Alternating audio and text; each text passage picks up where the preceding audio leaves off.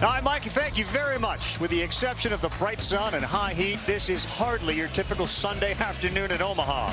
Hop on the tram cam. Come on inside beautiful Charles Schwab Field. And this afternoon, LSU looks to add to its title trophy case by bringing their 8th World Series crown back to the Bayou. In their way, Coastal Carolina and their towering ace, Jacob Morrison, who puts his perfect 12-0 record on the line to save their season.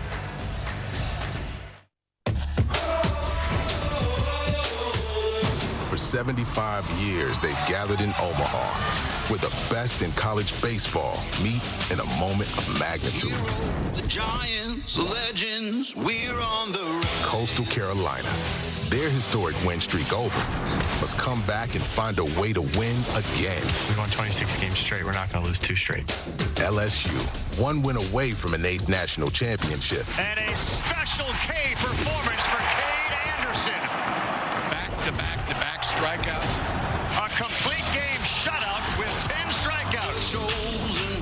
And cementing their legacy as the elite program of the past 30 years. They don't remember you unless you win a national championship. Heroes, the Giants, legends, we're on the Go Tigers versus Sean Sub. I'm super glad to get that first win, but we're not done. I won't be satisfied until I get a national championship. In a test of response and resolve. We can definitely see ourselves winning this thing. At the end of the day, the job's not finished. Heroes, Giants, legends, we're on the road. This is the Men's College World Series Finals. Welcome inside, everyone. 93 degrees outside, wind blowing in as we welcome you to the NCAA Men's College World Series. It is presented by Capital One.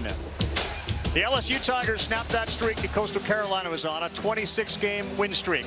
Coastal Carolina, though, well, what they got to do is win 2 in a row. And relatively speaking, that's light lifting. On the other side, LSU, they've been in this position so many times before. 7, in fact. And they have pulled it off 7 times. When you were 1 win away, you are looking to pick up your 8th World Series title. These guys won it back in 2016. And my goodness, 2 wins in a row relative to 2 months in a row of winning. It's not a huge task, and they do have their ace going today. You take a look at the 8 teams that made it here, and let's give a shout out to Murray State and their head coach Dan Skirka, who picks up a 4-year extension as he got the Racers to the promised land here in Omaha. So we look forward to seeing Dan and the Murray State team back here again in the near future. That, of course, is Chris Burke, Kyle Peterson, and down on the field is Chris Budden. You heard Budden during the pregame show talk about Coastal's approach. They went over to Creighton to hit. Is that how they get their offense going? Yeah, they got to come up with a big hit tonight. They had plenty of opportunities, 10 base runners. They had 7 free passes, but nobody was able to get that clutch hit. If they're going to win this one, somebody's got to be the hero today with that offense. The question's going to be who is going to be that hero on the offensive side. Jacob Morrison, of course, is on the mound. He's one way to stop LSU. Yeah, he should be a first-team All-American this year. Jacob Morrison has been incredibly consistent. About 12-0, tied for 3rd in the country. And a stuff arsenal will show you a few different things. It's a mid-90s fastball, 2 different breaking balls. We'll throw a changeup every once in a while, but the cutter was so important against Oregon State, I think it will be here. They were hitless against it, and in the postseason, when he throws strike 1, and he's done it a lot. Yeah. 21 out of 28 times against Oregon State. Teams are hitting about $160. Morrison is a strike thrower and has been their ace all year. And he instills a lot of confidence. The last 15 times he started, they've won the game. Meantime, LSU's formula is pretty simple. It's worked forever in baseball. Timely hitting, good pitching, good defense. Yeah, and your stars have to show up, right? And for LSU, that's the story of their postseason. The stars have certainly performed that way. Jared Jones got hot and carried them to this postseason with clutch hit after clutch hit, including a walk-off winner to beat Arkansas. And then Cade Anderson could be the #1 pick in the draft, certainly pitched like it, and the defense supported him. Michael Braswell was outstanding at third base. The Tigers were flawless on defense, and their ace pitched them 1 win away from their 8th national championship. Well, the coaching mark for the LSU Tigers, looking for their 2nd title in 3 years, 8 years between your 1st and 2nd win. Jay Johnson's trying to do it in just 3 years. When we come back, Chris Budden on wearing the purple and gold and whether history saves you a spot or not.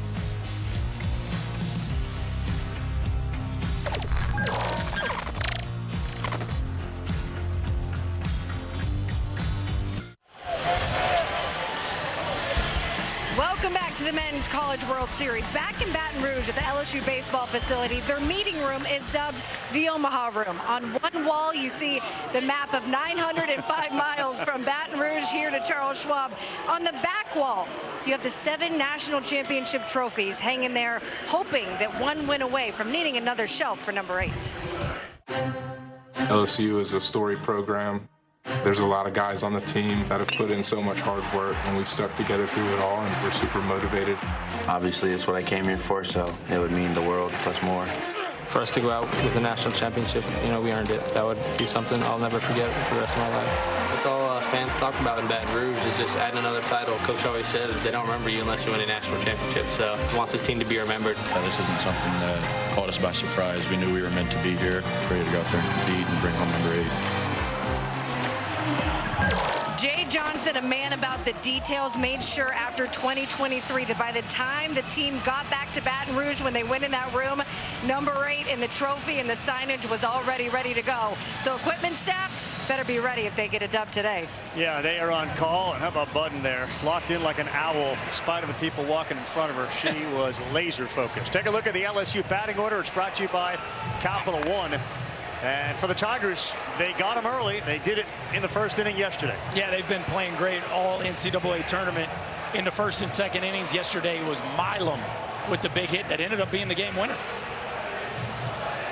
There's their ace, and this is the one that has been so consistent for Coastal the entire year. Jacob Morrison, all 6'8" of him. It's a strike machine. It's a fastball into the low 90s. The cutter is the one to watch because it really has been his best. You can see how good it was against Oregon State, and then ultimately the outcome was even better. Against Oregon State, 7 2/3, gave up just 1 run, did not walk anyone, struck out 7. Tommy John surgery 2 years ago to the day, and he remembers it. That memory and that date etched into his mind. 6/22/23. He remembers watching Skeens and Louder in the College World Series and burying a McAllister's potato spud. That's what he remembers. And now here he is on the mound trying to save the Coastal season. He'll get Curiel, Ethan Fry, and Stephen Milam to start. Not his regular routine to keep the glove over the ear, but he's just waiting to make sure he got the right pitch call, and it was a fastball in there for a strike. Very engaging guy is Morrison. Easy to talk to, funny, self-deprecating, comes from an athletic family. Ball left inside. Dad was a fullback at Central Michigan. His older sister played volleyball at Wayne State. His mom, basketball, Saginaw Valley State. Yeah, yes, you win. 1 ball, 2 strikes. It was that cutter, first and many you're going to see today, and it's not maybe what you would typically think of as a cutter. The shape is more like a slider, but mentally he calls it a cutter, can add depth to it like he did right there, especially the lefties. And he got him with an up one, and it's now 1 strikeout. Great start for Jacob Morrison. Well, there is Kevin Schnall. We talk about athletic families. His dad was a football coach, a member of the New York Giants. Marcells and Belichick were there. First-year guy got his team to the finals, and 6 others now. He joins the list of 6 that have done it. The previous 5, including Jay Johnson, lost in the finals. Ethan Fry now up. Kevin Schnall was the first ever All-American at Coastal, 1999. Big South Player of the Year. As most of his coaching career has been at Coastal Carolina, but leads the country in wins in his first year at the helm. Into the shift. That's Barthel. He backs up. He's got time, and Fry is out. He was a catcher, and he got hit by a lot of pitches. One of the things you'll see, and we'll talk about when Coastal comes up, they've been balked 178 times by pitches, which is the Division I record. He said, I never moved. I don't want my guys to move. No, he kind of keeps it that simple. No catchphrases. Just we're not going to move, and that's a staple. And gosh, 178 for an offense that can be non-traditional in how they produce runs. One thing they do well, run prevention. Tough to score against this squad. Defense straight away against Milam, who's been a hitting machine in the tournament. Ball 1. First pitch is buried, ball 1. 25 RBIs or runs scored in the NCAA tournament.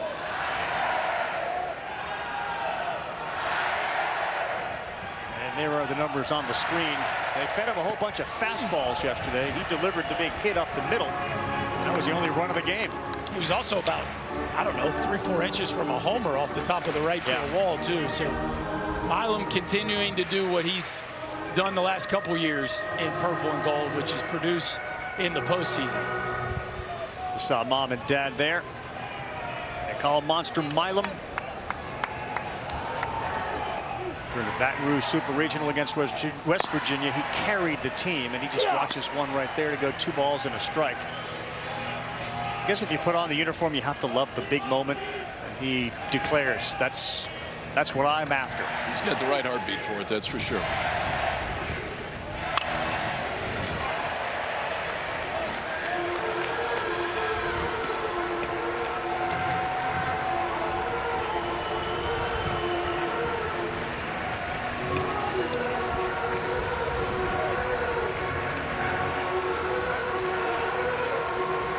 Las Cruces, New Mexico is Milam. A 4-year batting average in high school of .513. He watched Alex Bregman growing up. First run we heard. LSU having 2 shortstops from New Mexico. 2 pretty good. Both of them pretty good. Yeah, that's a nice pipeline. One followed in the footsteps of the other. Like if Bregman can do it, I want to go there. Yeah.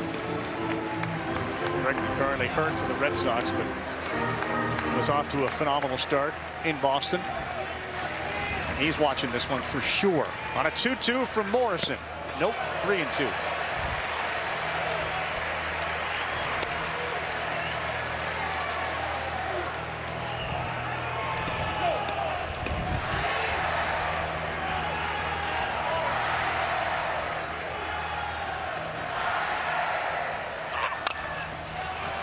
This one is playable, but it's in a place very few can get to, and it's a fair ball.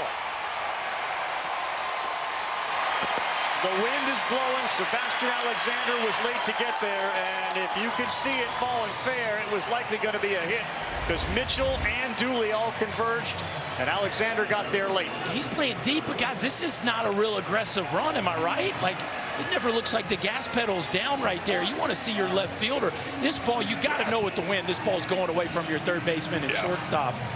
And then the other thing for me, KP, is Milam going all the way here? Like, this feels like a double, does it not? Yeah, it absolutely should have been a double.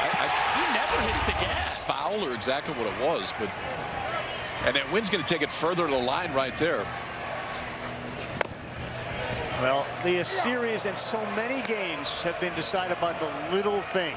Plays at shortstop, and that's one of those little things where if Brown gets a single, instead of it being 1-0, it's still likely going to be 0-0. Yeah, it feels like a miss on both sides. Yep. Alexander doesn't own that baseball the way you'd want your corner outfielder to own that ball, and then Milam, for whatever reason, just gets caught watching the baseball instead of hunting a double. That really changes things here with 2 outs.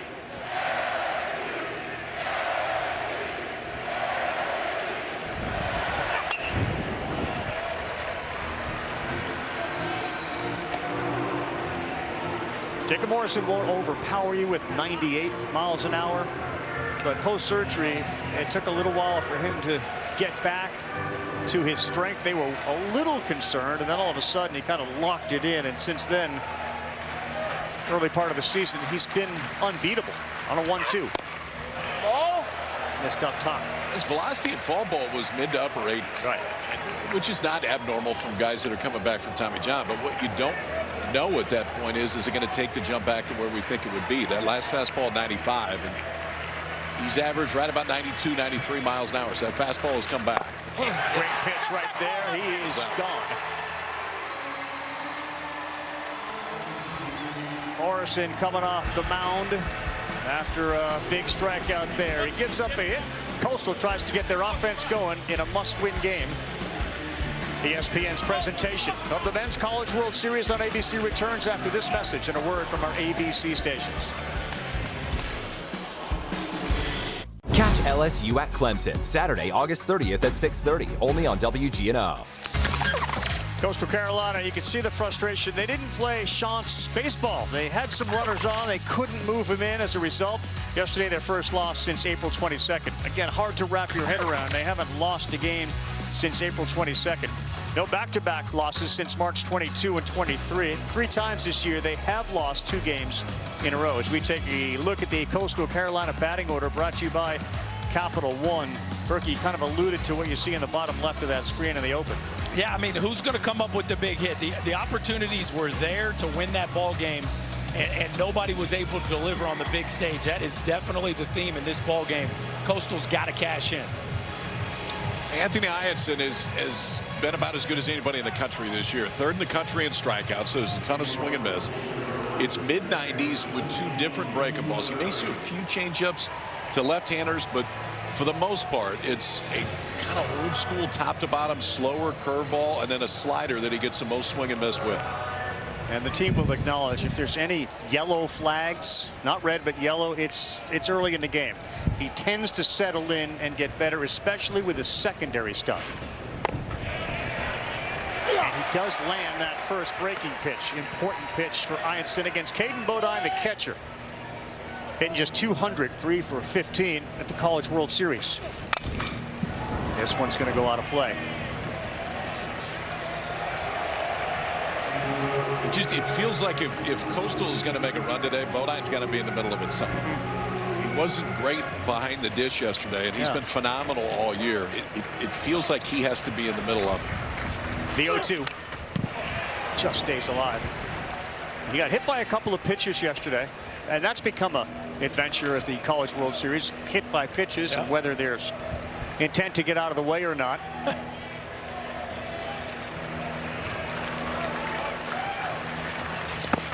He chased one there in the dirt, and how about that filthy pitch from Anthony Eyanson to start. So here's the stuff. We talk about the fastball and get into the mid-90s and maybe a bump more. That last was a slider. That is his best. You'll see the biggest difference between the slider and the curveball. Velocity difference. The curveball is bigger, and the slider's the key, man. When he's got it going, and listen, his last outing here at the College World Series, he only had 1 strikeout. There was not a lot of swing and miss. Now starts it right away with a strikeout of Bodine on the slider. Sebastian Alexander's the left fielder. Right back up the middle, fielded cleanly. Dickinson, no! Jones couldn't hang on to it.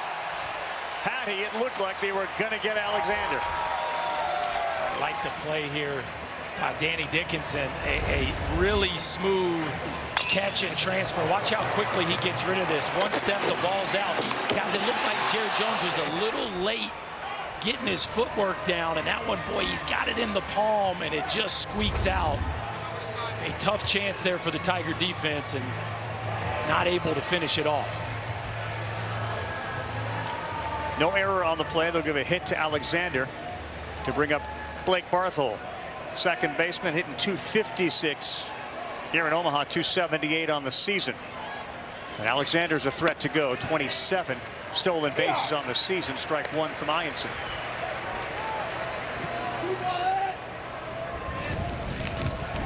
He's a junior. He walked on a few years ago, went to the Coastal camp. As Barthol said, literally everything that could go right did go right. Schnall offered him a walk-on spot. Eyanson lands another one to go 0-2.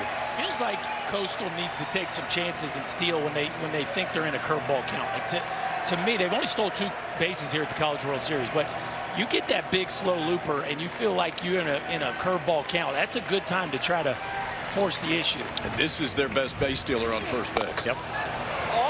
Fastball at 95, misses up. I never loved 0-2, 1-2 as a base stealer, but as soon as that thing goes back even, to me, especially with the left-handed hitter who could maybe roll one over in the hole, it's a great time to go. Another half step on his lead, not going. And a swing and a miss. High velocity 95, second punch out for Eyanson. He can do this to you too. We talked about the 2 breaking balls, but he can take that fastball and elevate when he wants to, especially at a 2-strike count. Add a little bit more velocity too. It just stays right there. 95 from Eyanson. First 2 outs of the game with strikeouts.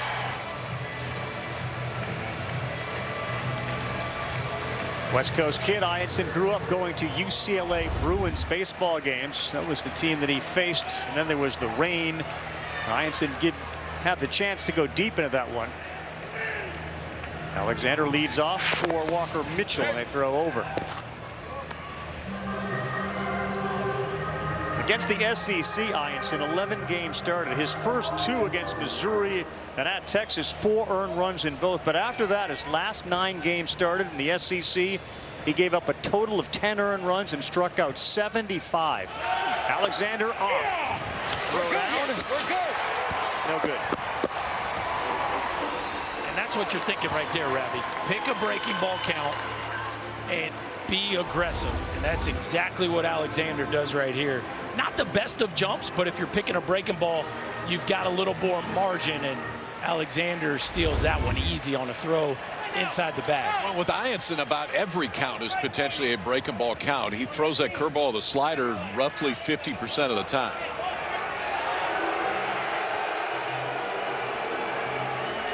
Oh my goodness, he just threw Kevin Schnall out of the game.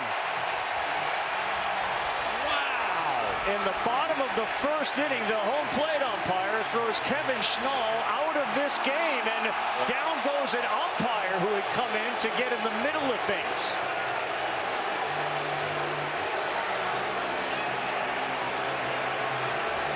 I believe, guys, this had to do what happened at the end of the top of the first with the third base coach for LSU.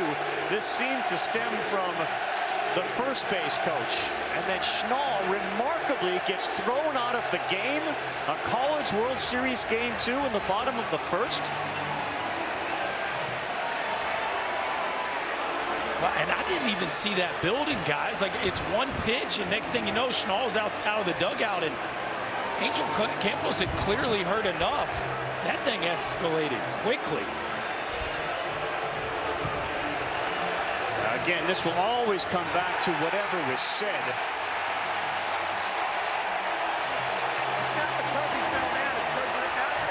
They may have just thrown another one out. You're still out here. Ask him for a warning. You're still out here. Ask him for a warning. He just threw Matt Schilling out again, first base coach.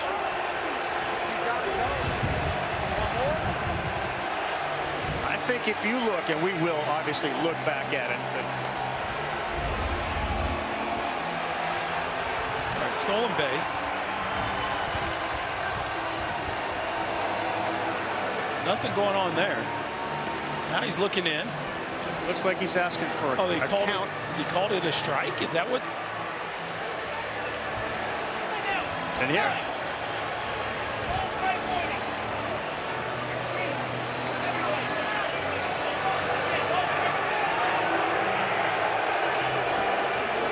Tells him there to get back, and Schnall doesn't, and then Matt Schilling up at first baseline. See, Angel Campos is going towards Matt Schilling. He didn't like it, and then now he tells Schnall, and boom. That's an aggressive, guys. That's an aggressive ejection. That's too quick. It's just too quick. I mean, you can't hear everything that was said, but at the end of the day, that feels too quick to run somebody, and then ultimately 2 right there.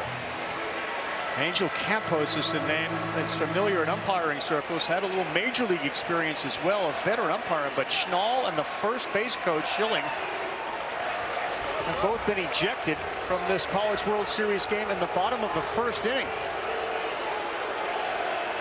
And Schnall has emphasized to us the most important coach that he has is Schilling at first base. The most important one. All that with 2 outs. Walker Mitchell grounds to Braswell at third, and on 1 pitch they will get out of it. Boy, I've never seen that before. The Coastal Carolina dugout is minus their first base coach, and way more important, their head coach, with 8 innings to play.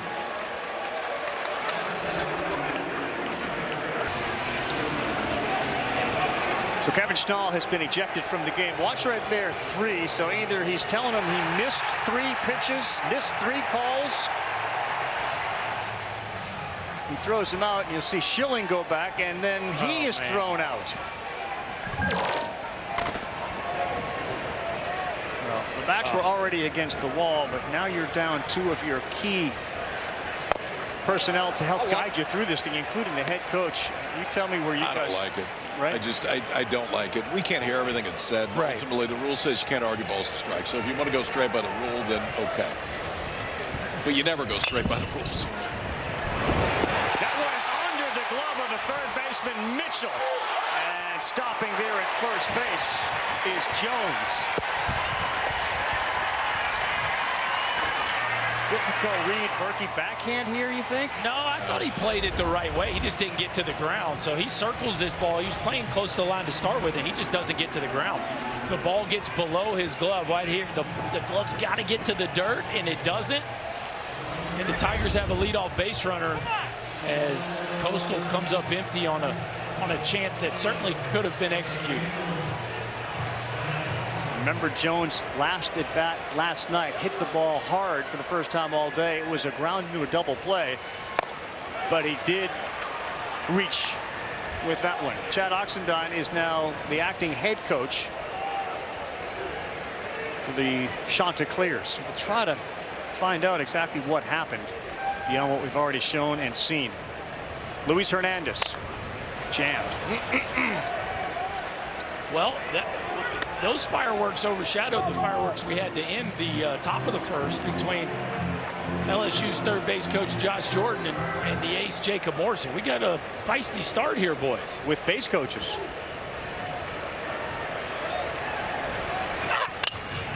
On the ground, it's a double play ball. Dooley, Barthol, easy. 6-4-3.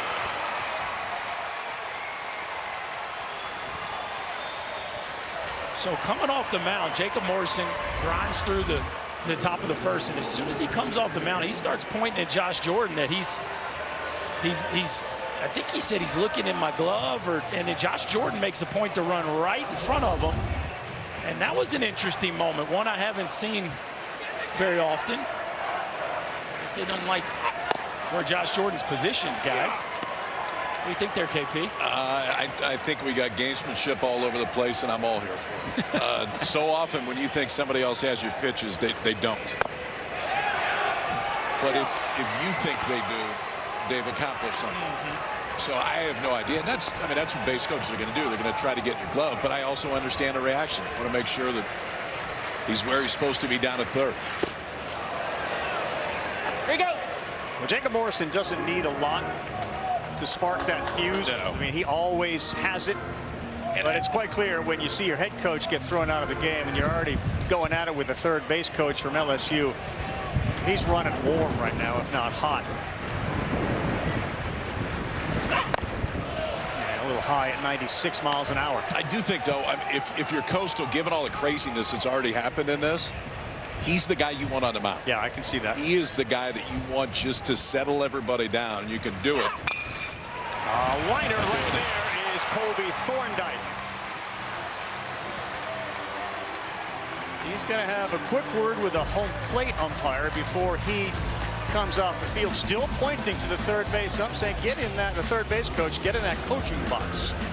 We're heading to the bottom of the second. It's wild right now.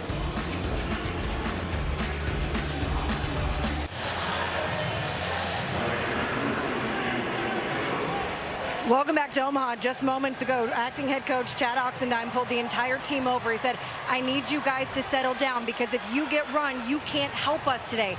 I need you to think about things one pitch at a time. What the other team does, what the other coaching staff does, what the umpires do is not of concern to you.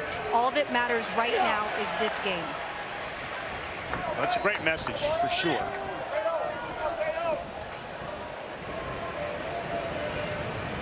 Blake and Pato is up. The other question is, and it seems in your minds that not only is Schnall gone for this game, but if there is a game 3, he's also not going to be able to coach. We want to get clarification on that. Feels like, based on the move of the home plate umpire, both coaches are gone for this game and the next game. We'll confirm that from the NCAA here. We're waiting on confirmation.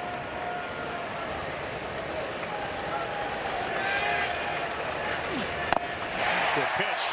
Eyanson's off to a really good start. He's got 3 strikeouts. He is leaning on that slider right now, too. Tyler Shoemaker now down at first base, and Kevin Schnall made it a point when we met with him earlier this week to talk about the importance of his first base coach and the fact that he coached first base for a long time and the activity that they can have with base runners during the course of it. So a little different role for Tyler Shoemaker than he's used to. Oh, that's inside. Yeah, and it was not a point. I mean, he hammered it home about why that first base ump is so important. He likened it to even more important than the third base ump because he's got more contact with the base runner. He's reading the pitcher. Ooh. His impact is far greater than a third base. Looked like that swing. Well, it hit the helmet of the catcher.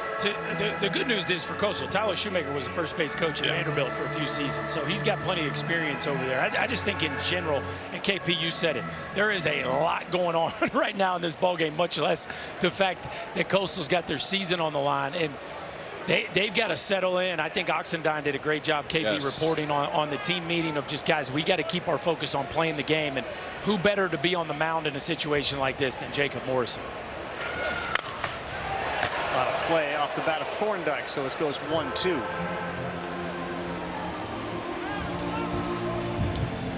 Early chaos in this game 2 of this men's College World Series finals. Both the head coach, first base coach of Coastal have been thrown out. Have an inquiry into the NCAA. It's it for one or both games on the 1-2. And he's gone. How about Eyanson's start here? He's feeling the slider, gents. He is feeling the slider, and it has a ton of down to it, too, even on that side.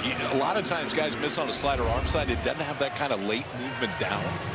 He's had it both glove side and arm side. 4 strikeouts, 4 of the first 5 outs from Eyanson have been strikeouts, and he is pounding the strike zone. Dean Mijos having a very good College World Series, hitting .353. 1 ball, no strikes. You know, I get Angel Campos not wanting to hear it from the first base coach because generally it's the head coach that you're going to take complaints from. Yeah. But it felt quick with Kevin Schnall, did it not? Like, it's a championship game. You feel like you would let him air it out, right? And I get it. I clearly putting your foot down with first base coach makes sense to me, but it felt like a quick trigger on Schnall. Yeah, and I do think you have to consider the circumstances. This is not a regular season game. This is a College World Series game. It's the first inning. There's got to be some gray there. Yeah. And I think that there's got to be a little bit more feel, too. 2-1. This one is hit to left field, heading towards the line. Coyle is over there. He leaps and it's gone! Dean Mijos got it up into the wind, and it kept blowing it towards that corner and over the wall to give the Shots an early lead.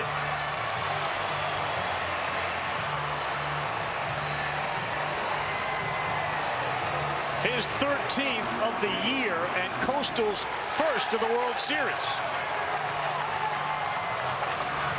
That'll help the boys recenter themselves on what's going on between the lines.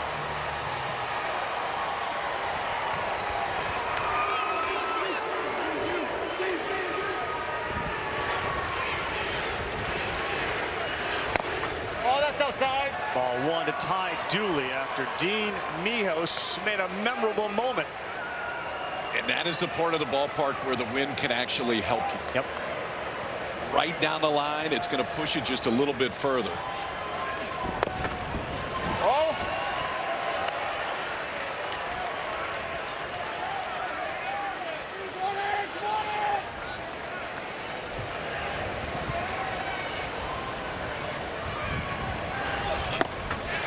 2-1. He was sitting dead red on a 2-0 fastball, and he missed it. Yeah, 92 miles an hour on that one, Rav. I'd say the wind helped that one a little bit. There's no question he rode that wind, and it was blowing hard. Well, we talked about it yesterday, and nobody was able to take advantage of it. But you could tell Curio felt like he had a beat on that ball from the jump, and he just couldn't track it down as it just got in that jet stream. Plans that one to go 3-2. Mijos broke his finger, was off to a phenomenal start, then he missed 12 games. But a home run from the 7-hole hitter.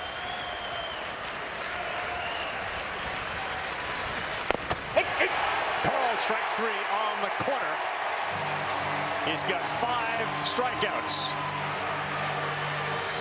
Well, somebody had to be the hero today for Coastal. Maybe it's Dean Mijos getting them started their first run here in the finals, and he backspins one into the left field corner that just stays fair. Curiel does all he can to try to make this play, but the Chanticleers strike first, just over the outstretched arm of Derek Curiel. It took only one run yesterday. Mijos and Morrison. Will it be only one today? ESPN's presentation of the Men's College World Series on ABC returns after this message and a word from our ABC stations.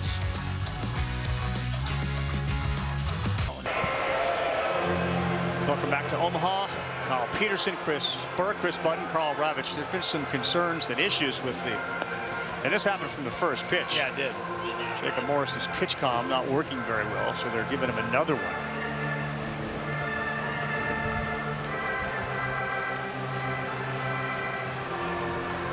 Given the fire that he showed, this is such a fascinating dynamic. You got Morrison on the mound, his team's up 1-0. You're looking at Matt Williams, minus Schnall, the head coach, if you're just tuning in here, thrown out of the game at the bottom of the first. A must-win game for Coastal, otherwise LSU wins another championship, would be their 8th. How many times have you heard pitchers, KP, you've been in that situation, you've heard it. You know what, you got me one, I got you the rest. And you feel a lot different when you look up there and there's a one on your side.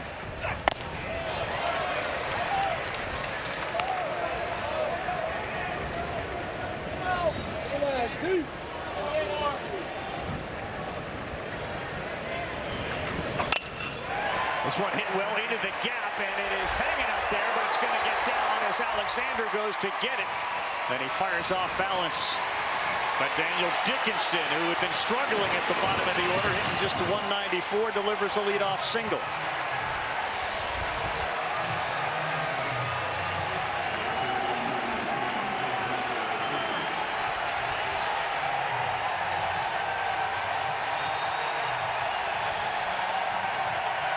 Braswell hitting 0-42, gets a standing ovation from the purple and gold here, trying to get him righted. He did hit a ball hard to right in the game yesterday.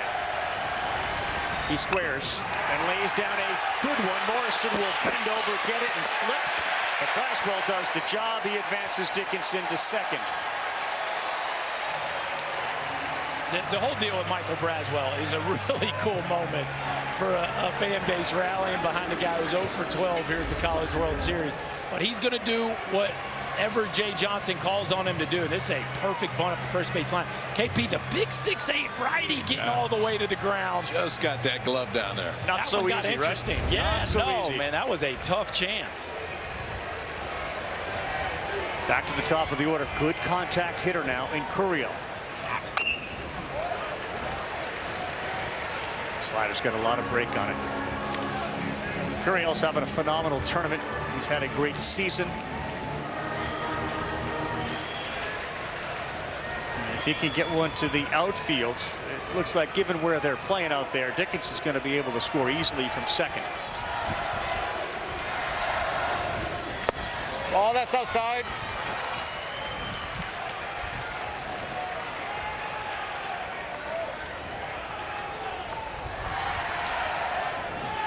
And you can see the wind is blowing, howling from right to left. 1-1 to Curiel. And shallow left field. Alexander didn't see it in the beginning. Now he finds it, and it's still blowing towards that left field foul line.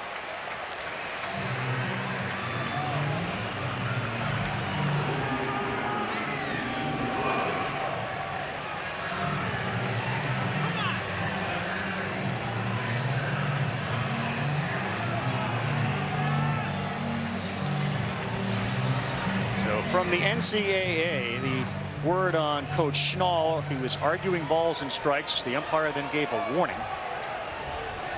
Once you get a warning, you can't come out of the dugout to argue. He was ejected.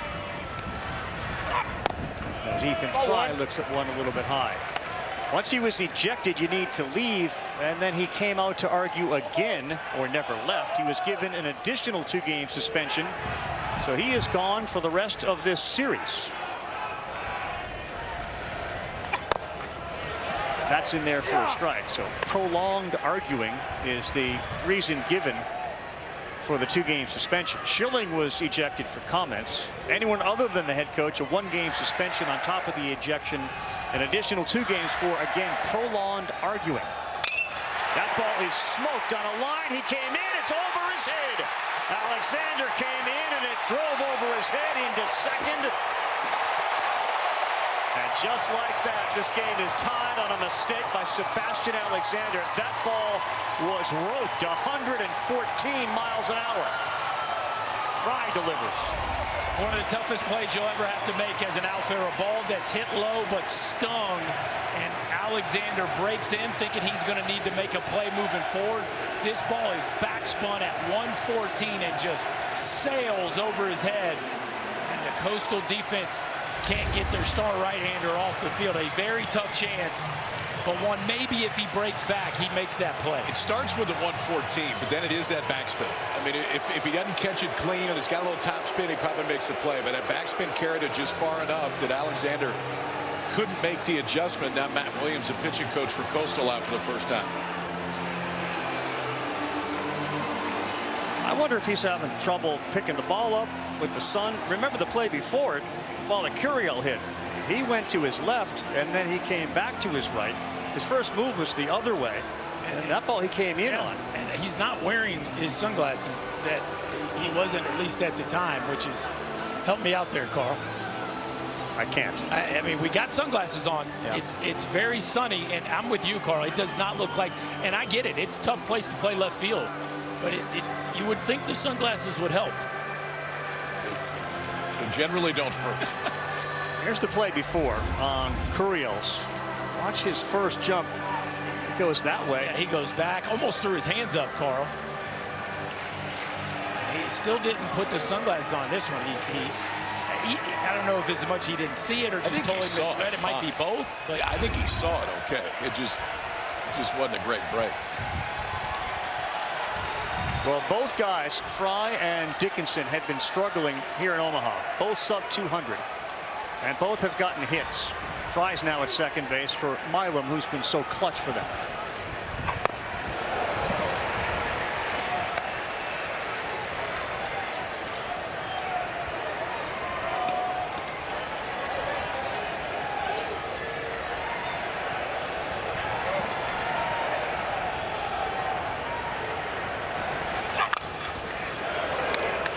That was close. Now Morrison will try to get out of this thing just with one.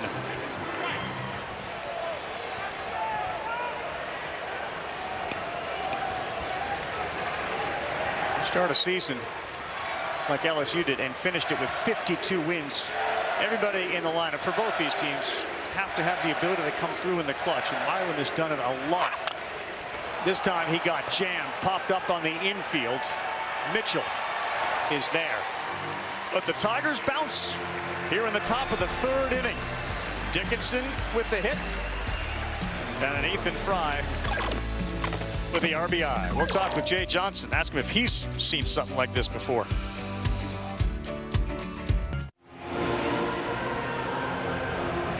Welcome back to the NCAA Men's College World Series presented by Capital One. Joined with LSU head coach Jay Johnson. We've seen some heated emotions in game two. What has been the conversation in your dugout about trying to remain calm given what has happened so far in game two? Stay poised, stay focused, stay executing your plan, not get wrapped up in the external. We can't control and try to execute. We talked about for Anthony Eyanson coming out with that closer mindset from the very beginning. What have you thought from his stuff early? Yeah, I mean, outside of one pitch, he's been fantastic. I don't think they're seeing him very well. He's getting a lot of swing and misses. He's throwing all his pitches for strikes. Thank you, Coach. Thank you. Thank you, KB. And again, if you're just joining us, the head coach thrown out of the game for arguing balls and strikes. He came out of the dugout, did Kevin Schnall.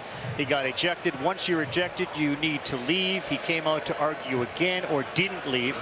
He was given an additional 2-game suspension for prolonged arguing. So Kevin Schnall will not be on the bench if there is a game 3. Angel Campos, the home plate umpire, trying to go back over the course of the game and look at some of the signals he gave to Schnall. Did he tell him enough to stay there, to turn around, to go back? How often do you think an umpire is obligated to do that given the situation?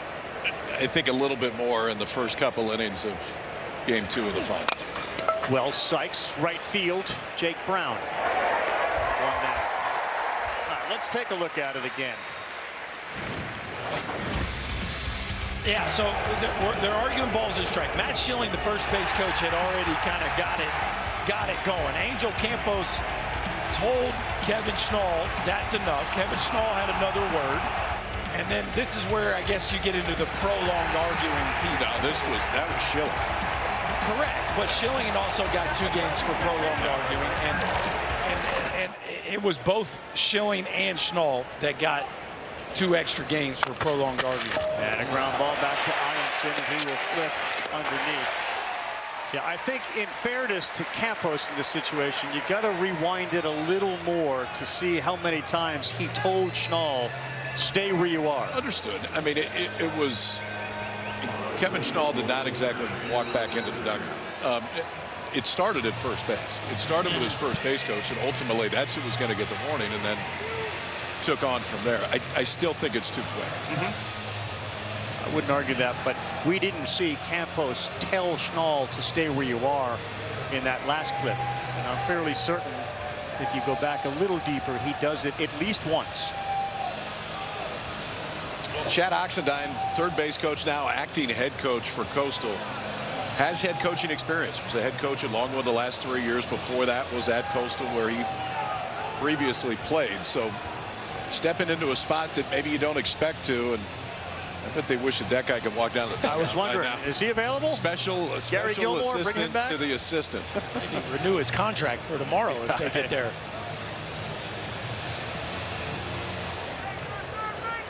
Gilly was a head man. Schnall was an assistant for so long. Underneath him, he was the head man at 16 when they won it all. Thank you. Obviously, Gilmore was the guy that took that program from literally dirt, mud, and brought it to where it is now. Largely considered even a mid-major, but a powerhouse in college baseball. Fighting cancer for years. He looks real good. Great to see him out here. And a good pitch from Eyanson to even it up 1 ball, 1 strike to Alexander. You talk about coaching legends. Is it good to see him? Yes, it is. Just flew in today. Ball. The man who got it all started 40 years ago, taking the Tigers to their first College World Series appearance in 1986, and they have been a mainstay ever since. 7 World Series titles total. He's got 5 of them. That's a good pitch. 2 balls and 2 strikes. Started at Miami right even before he got to LSU, and then Ron Frazier's assistant. It exploded for him and the Tigers.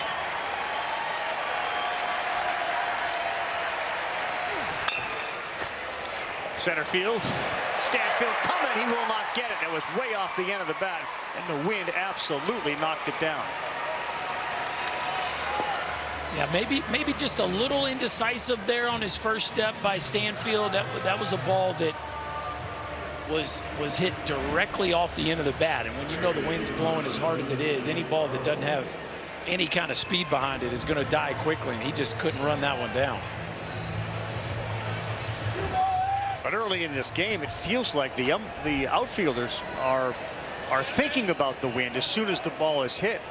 Part of the thought process is what's going to happen here. See if Alexander takes off. Not there, and that ball is down. Ball 1.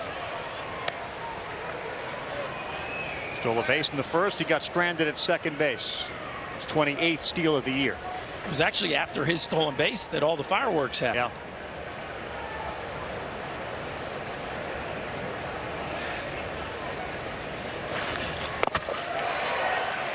Yeah. We'll see how important that run was for Eyanson and LSU. The word on Anthony, when you look at his numbers, he does tend to get better, even more so third time through the order, which flies against conventional wisdom. He had him leaning, but he's able to dive back.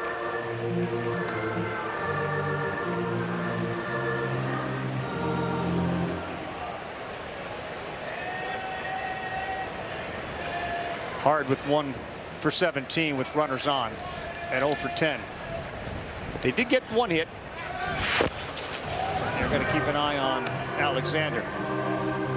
Yeah, 1 for 17 with runners on is not going to get it done against a team like LSU. And again, this is an offense that, while not the most explosive in the country, has been opportunistic. Just hasn't happened yet over these last 2 days.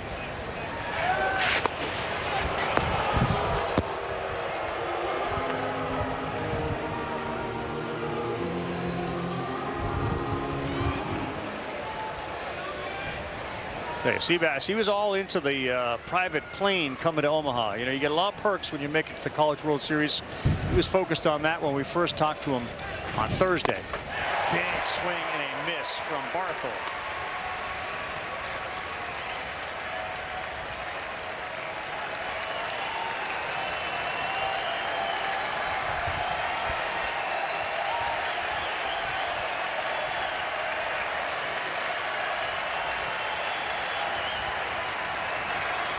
Reset.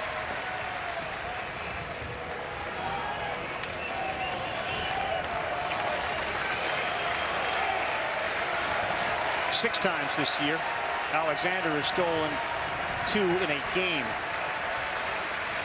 Not going here in a 1-2, and boy, he was quick to get that bat on it. That thing was climbing at 95. It's interesting how Eyanson goes through the breaking balls with certain guys and stays with the fastball with others. That's what makes him so tough. You don't become one of the top 3 strikeout guys in the country by being a one-trick pony. He can manipulate the ball to do whatever the hitter's holes suggest, and you can tell he's trying to climb the ladder with that four-seamer against Barthel. He is going here, and a chopper to first that's going to go foul, and Alexander will come back. His ability to throw both breaking balls for a strike, just it makes him a tough read going in because there's no book. You can't sit something in a certain count because he can't throw 3 pitches for a strike. Kyler McDaniel and most others have him projected late first round. Eyanson.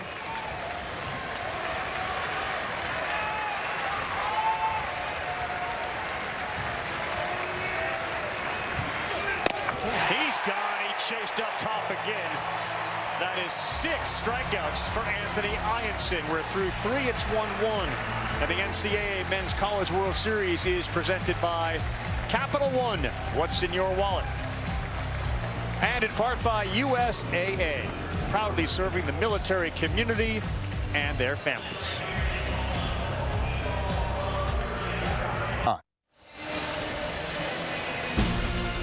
Mets and the Phillies have identical 46-31 records. Sunday Night Baseball, we will be in Philadelphia. The series finale tonight between those two. 7 Eastern time, ESPN, ESPN Deportes, ESPN Radio. Our coverage starts 6 Eastern time with baseball tonight, Sunday Night Countdown. All part of a action-packed sports day on ESPN, ABC. Of course, Game 7.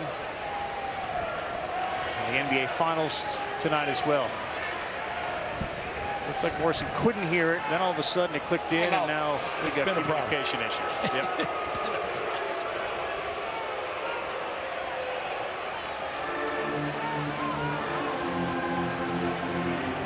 Started from the first pitch. Remember, Ravi, where he had his glove over his ear to start the game? I do.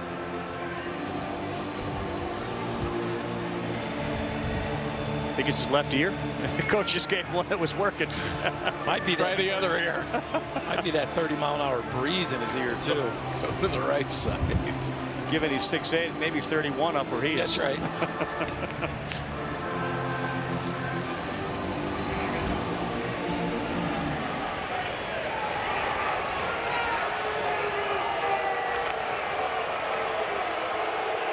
It's not a delay tactic.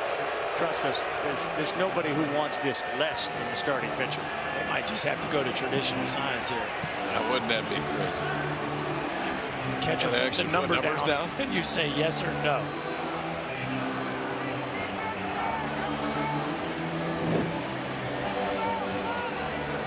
In 2025, Sun Belt Pitcher of the Year. He was a Golden Spikes semifinalist.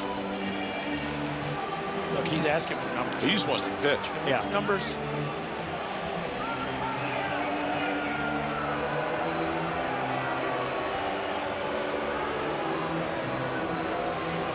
Yeah, and again, I think this is the value of having a veteran like Morrison who's been through so much. To be honest, the wheels are spinning a little quick in this game. He's able to say, you know, I got an idea. Let's just do this. Yeah. He's taking charge. You can slow it down a little bit. Right. He's going to the watch now.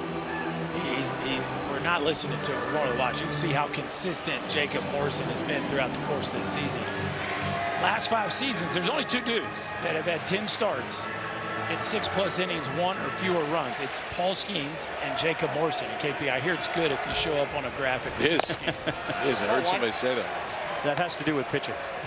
He qualified it. Or a lot of things in life. I'm not sure there's a real bad graphic that we could have right now with Paul Skeens. Don't think so. Futures.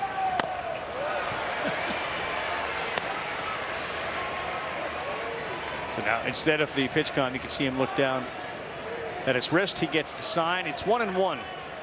Jake Brown struck out his first time up.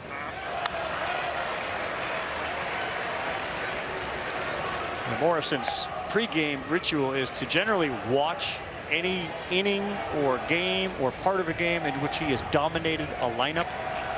He said he's likely going to watch the Auburn video. But certainly you can go back to what he did against Oregon State. That gets him in the right mind frame. He wants to watch himself succeed and win. Falls behind the leadoff hitter here, 3-1, and that's too far inside. Walk free. Ravi, on his glove is stitched in there, throw harder. It's not sort of motivation. What it actually is, he lost a bet his freshman year to Liam Doyle, who was at Coastal at the time, who pitched this season for Tennessee. They had a bet for the first person that reached 95 velocity. The other person had to get throw harder stitched on there. So he says it's kind of embarrassing because really I lost a bet. He did say, I'm obsessed with velo. Yep. So sometimes if I know I throw a fastball hard, I turn and I look at the scoreboard. He did it in a fall scrimmage and coaches turned off the scoreboard so he couldn't look at it. Yeah, he's not the first pitcher to turn around and look at the scoreboard. No. And in Major League parks, they'll throw up other advanced analytics. Spin rate, they can do a check to see what those numbers are. That is a wonderful bet, though, just as they go. I mean, there's no money exchanged hands. It's just throw harder. Throw harder. That's right up your alley. It is. For the guy that sits there and tells you. On that one. I got an idea, guys. Try harder.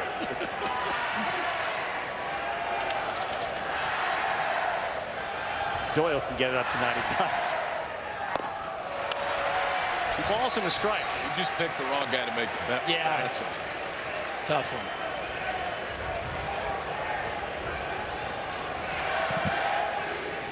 So it's 2 balls and a strike. See if Morrison can kind of refine it. Throw harder. Try harder. Yeah. Catch bigger fish. Oof. That's what we're going to do for you. I'm not going to get you some try harder gear. I need a swing harder on my driver cover or something. How about that? Try harder. I mean, it would be the same. That's what I'm getting you for Christmas. Okay. All right. Perfect. Try harder's good because it kind of covers just about anything you want. It is very any aspect. Just try harder. I'm going to simplify this. Try harder. 2-2 to Jones, and that one was hung up there a little bit. Foul.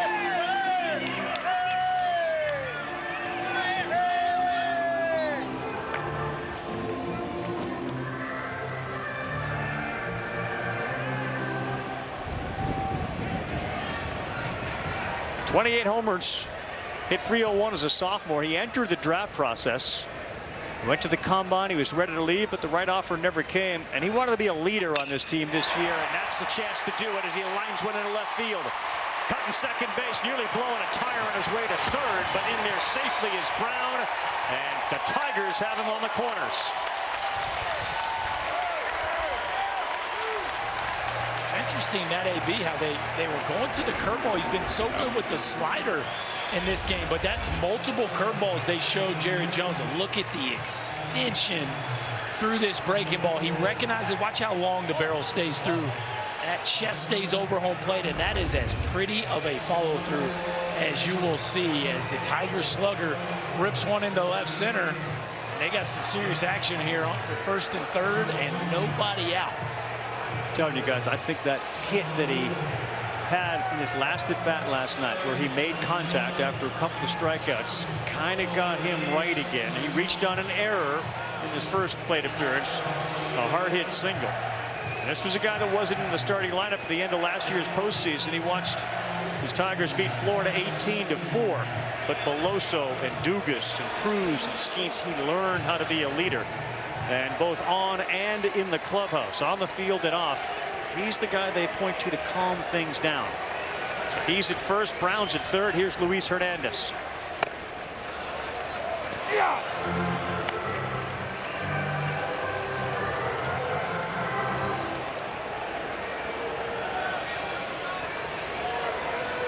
In Omaha, a .382 hitter. He's got a couple of homers, 2 doubles. He's got 8 RBI.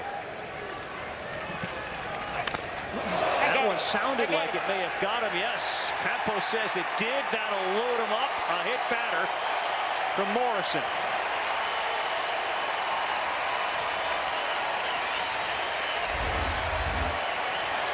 Four-seamer that just tails up and in, and that catches him. Backhand. Right on the bottom of his right hand. Well, the bases are loaded, and LSU with the bases loaded. You see the numbers right there. 438, 2 grand slams, 4 extra base hits. This is also a part of the lineup where they'll play some small ball now. Stanfield, Dickinson, Braswell, all very good at the inside game. So don't be surprised if Jay Johnson tries to manipulate these ABs right here and make sure they push a couple across.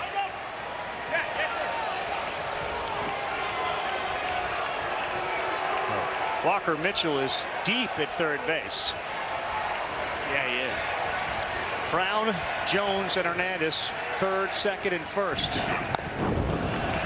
Looked like he was swinging there. It's 1 ball, no strikes. I just feel like at this point, if you're Morrison, you got to lean on that cutter. The cutter has been his best pitch. It's been his most consistent pitch. He's gone away from it a little bit in this inning. That ball laced into left field. It gets down. Brown is in. Jones hits third. He's coming in. And they have terrorized grand slam situations. Stanfield drives in 2, 3-1 Tigers.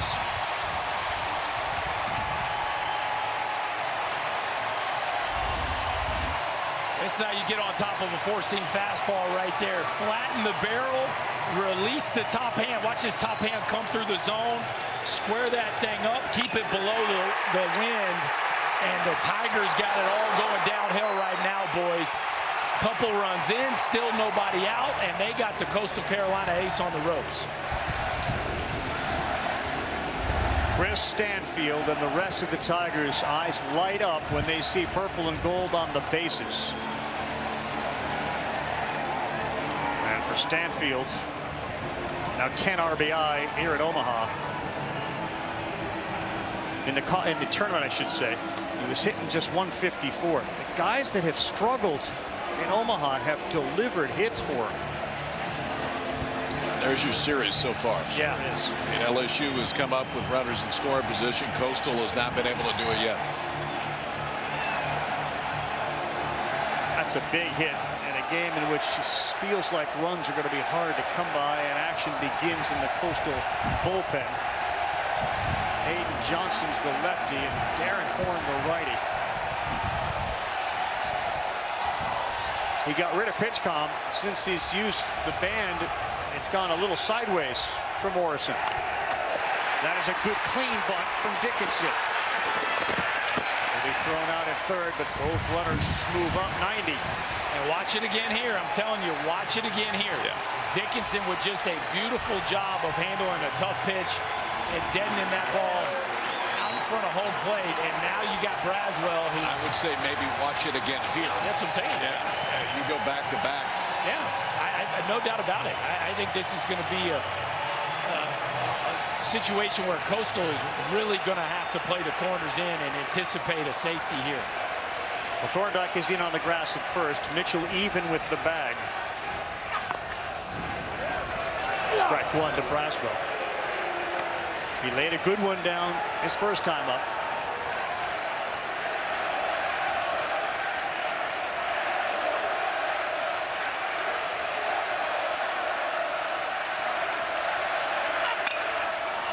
Out of play.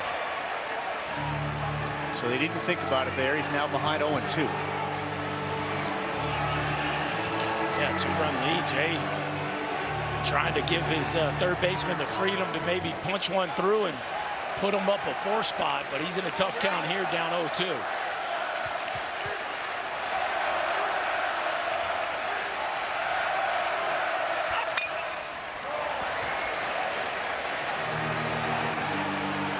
Guys, it feels like the at-bats have been a little better from Braswell.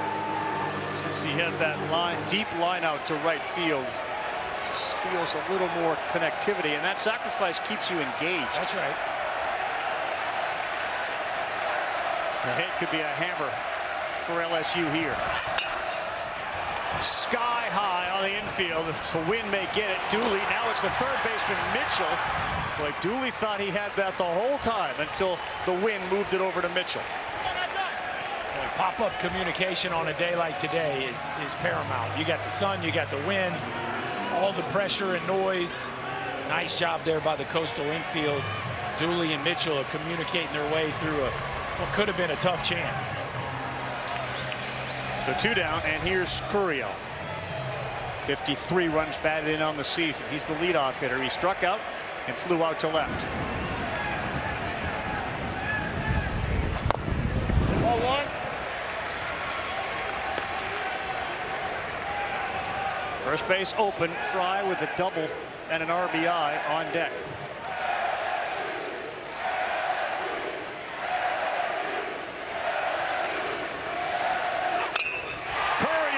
Went up the middle, it gets down. Here's Hernandez, here's Stanfield, and Derek Currio crushes Coastal. It's 5-1. Berkey Morrison had been so good with the cutter today on the glove side and leaving it on the glove side. This one didn't get to the glove side, and that's the difference. Watch where it ends up. Cutter that is middle, and a perfect spot for that Currio swing path. The freshman delivers with a 2 RBI single to extend this LSU lead. Clutch 2-out hit for that guy right there, Derek Currio.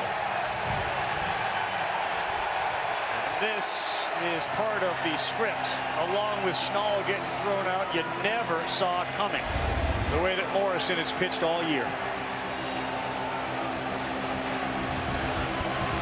Get the numbers from Currio in this tournament. 5 for 7 runners in scoring position. Just so clutch, so talented. Hours in the batting cage with his father have paid off. Top of the 4th, LSU. The Tigers, if they win the game, will win their 8th championship. And they got the big fella out, leading 5-1.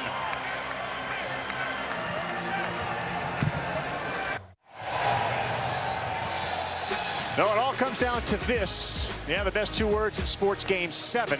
Halliburton, the Pacers, get SGA and the Thunder. That's 8 Eastern, 5 Pacific on ABC, ESPN, Deportes, and ESPN Radio. We'll tip with NBA Countdown at 7:30. It's been a wild series. This has been a wild game. How about Jacob Morrison? Against the Tigers today, he got hit hard. 5 earned runs, most allowed this season. He gives way to Hayden Johnson. Sophomore, 6'5", out of Myrtle Beach, South Carolina, who's been in a lot of games. His 24th appearance. Look at those strikeouts too. 52 and 36 innings. Very fastball heavy, primarily fastball slider.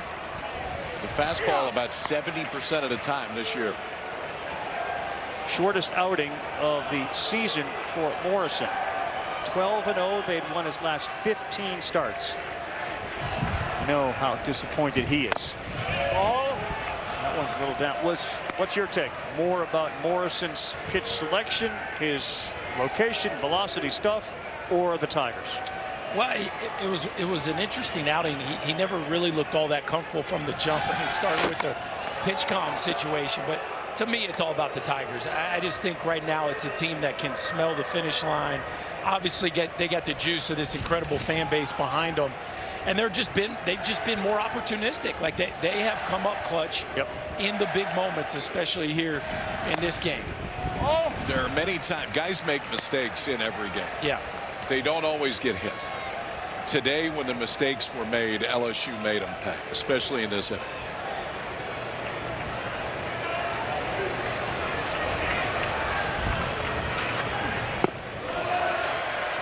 Now, the good news for Coastal is they have the pieces in the bullpen to potentially keep it right here and extend this ball game and give their offense a chance.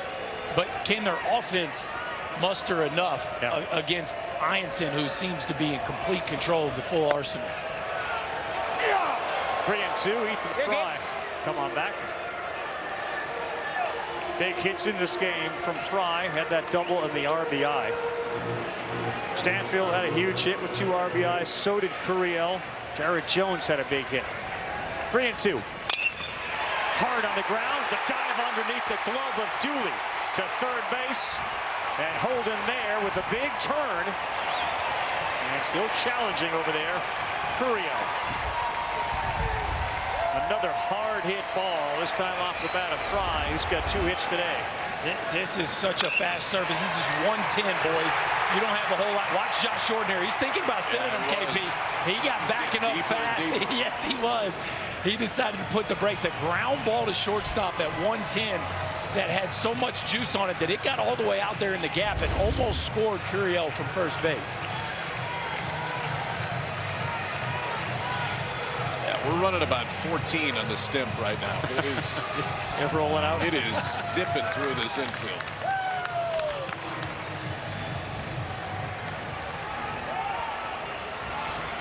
Well, this inning started with Jake Brown, who's on deck. So Milam, 9th guy to the plate. Oh, that's outside.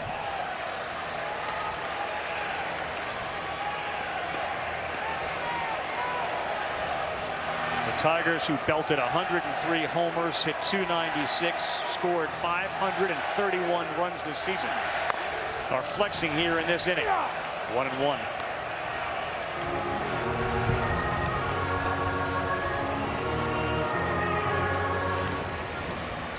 Milam singled his first time up, and this has been the most clutch guy for them during the tournament. Pops it up shallow right field. Anybody gonna get it? Pato coming, watch it. Oh, was that close. Ended up in the glove of Barthol, the second baseman. And that was close. The game's not close right now. The Tigers of LSU have exploded for 4. ESPN's presentation of the Men's College World Series on ABC returns after this message and a word from our ABC stations. Catch LSU at Clemson Saturday, August 30th at 6:30, only on WGNO. All right, KP, who you got catching this ball? Well, I was wrong. I thought it was Pato, but watch right until the last minute. Just throw that glove out there. Just throw that glove out there. Nope, not that glove, that glove. Wow. The other glove, and it ends up right in it. And, I mean, that's a really big play, too, because that scores at least one. I mean, probably just one, but adds the LSU lead. Walker Mitchell starts off with the first pitch. This one is tailing towards the right fielder and ends up in Brown's glove. The wind playing tricks with it. We talked about it.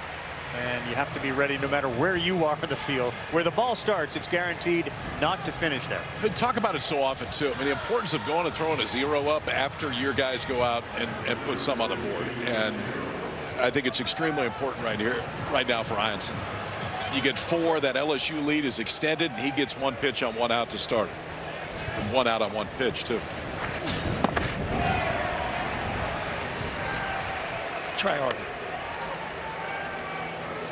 Well, the formula for LSU this season has been these 2 dynamite pitchers. We saw what Anderson did last night, and it was always followed up by Eyanson. 1 and 3 in strikeouts in the country. That's a short list of 2 great pitchers on great teams. It's a short list and very distinguished. Very. And this one is on the infield. Eyanson's going to get out of the way. That's smart. And you got a 280-pound first baseman coming in to make the play. Cole and Bauer on the list. Leiter and Rocker are on the list. So there you go. Those are first-round picks everywhere. Townsend and Neiman. Yeah, that worked out well. Good, and that's the list. Eyanson and Anderson. There's no more. I read the same notes that you guys did. But do you like the list? I love the list. Yeah. I think like good pitching, yes. Yeah. That's a graphic you want to find your name on. Oh, that's outside.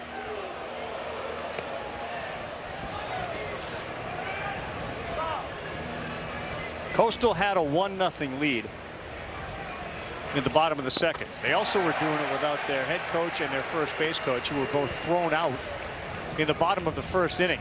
Something you rarely if ever see in a World Series game at any level. But for arguing and then prolonged arguing, they both got 2-game suspensions. So if Coastal can't come back, Schnall and Schilling will start next season suspended. Let's just say this will be a discussion point in Conway, South Carolina, and other places as well.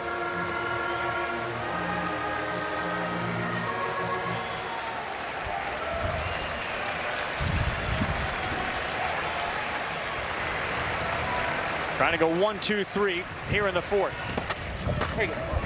3 balls and 2 strikes.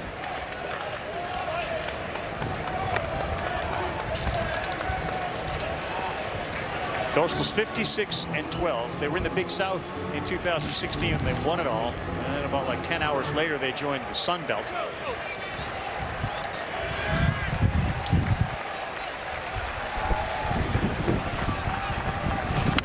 Oh, that's inside. Just missed in, and that's a walk. There will not be a 1-2-3 inning.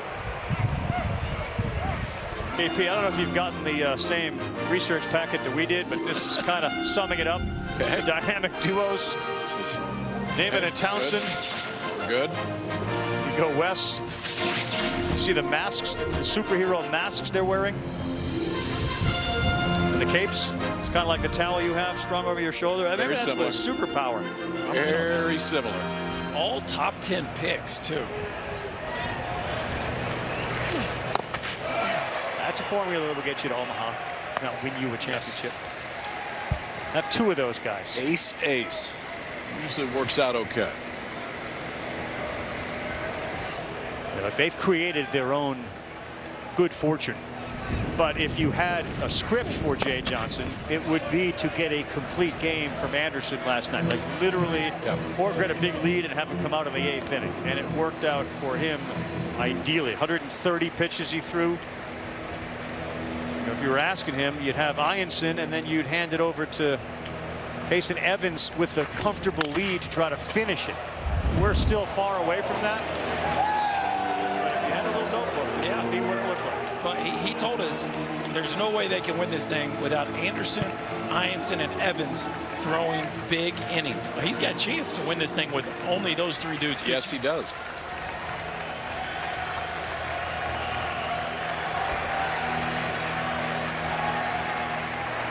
Mijos, who has a homer, can pull him within 2 if he can do it again on a 1-2. Outside, 2-2. For Dean, it was his 3rd of the year and his first since March 15th against Georgia Southern. Again, the injury may have had something to do with it. But one swing, getting it up in the wind down that left field line could do a lot for Coastal. Instead, end of the bat, Dickinson bobbles it, and he'll have no play. Looks like it went in and out of the heel, so 1st and 2nd. Yeah, all part of the surface that these infielders are going to have to deal with. Now, it is dry and it is fast, and every hop can come up and bite you. And that's one of those difficult backhand plays where you really are hoping the ball hugs the ground all the way to the glove, and instead that last hop comes up just enough where it hits him in the heel. And it was going to be a tough throw anyway, but makes the catch that much more difficult. That'll go down as a hit, though. I'm up.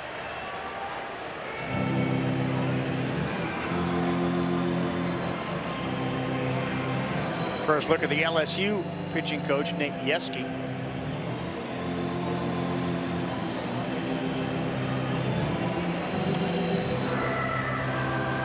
I think good time to go out and chat. We were talking about it a minute ago, the importance of throwing a 0 up after your guys go out and put some runs on the board. And it was 2 really quick outs in this inning. You go walk in field single, and Coastal's ball and a gap away from really flipping the momentum back on their side right here. Eyanson a pitch away from getting the Tigers back in the dugout.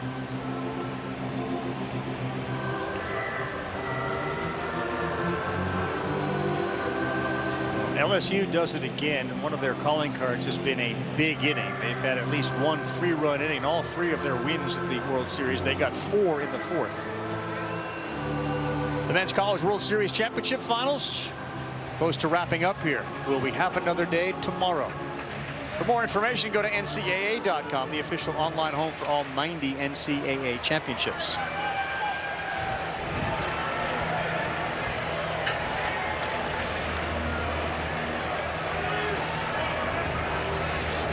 Dooley has been known to come up with a big hit for the Chants. Looks one outside. That's what we're back to, isn't it, Raph? Who's going to get that big hit? Yeah. I mean, clearly they've dug themselves a hole, and now it's just a matter of, can you keep this thing within striking distance here in the middle part of the ball game and not let the Tigers run away from you?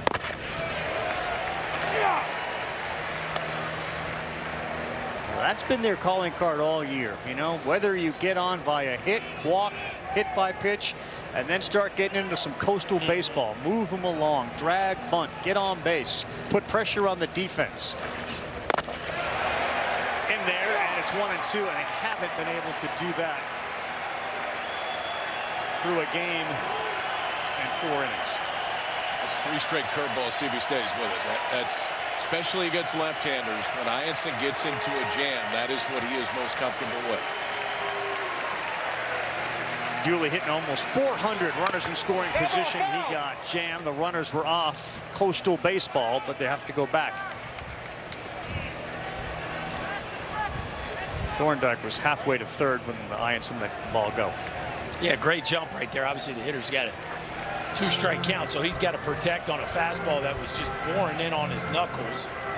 Dooley fights that one off, but Eyanson just continues to keep these hitters off balance. As you said, KP, tripled up with the big breaking ball, and then 95 right on the inside edge.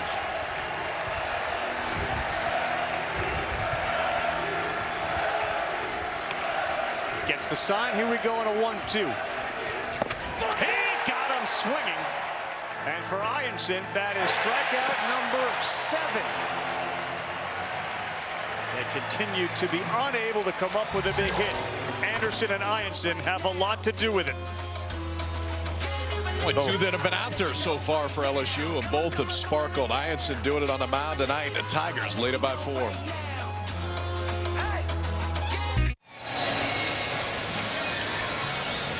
Welcome back to the NCAA Men's College World Series. Joined with acting head coach Chad Oxendine. When you became acting head coach, you called the team around, you had a meeting.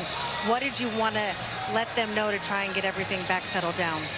Number one, there's a lot of game left. To stay self-disciplined. You know, we can't afford for somebody else to get thrown out of this game and you know, to come together. You know, we've done it all year long. It's about the brotherhood, about us coming together and fighting, you know, one pitch at a time.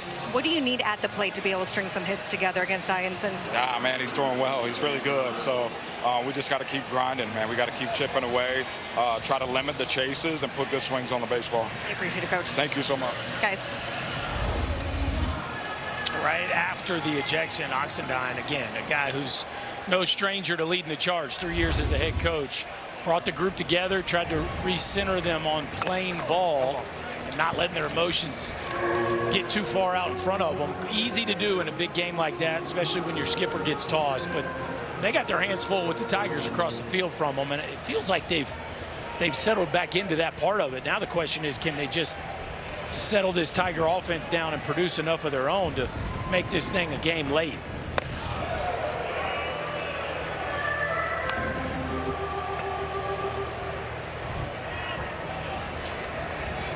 One ball, one strike. Brown led off the 4th. Here he is leading off the 5th.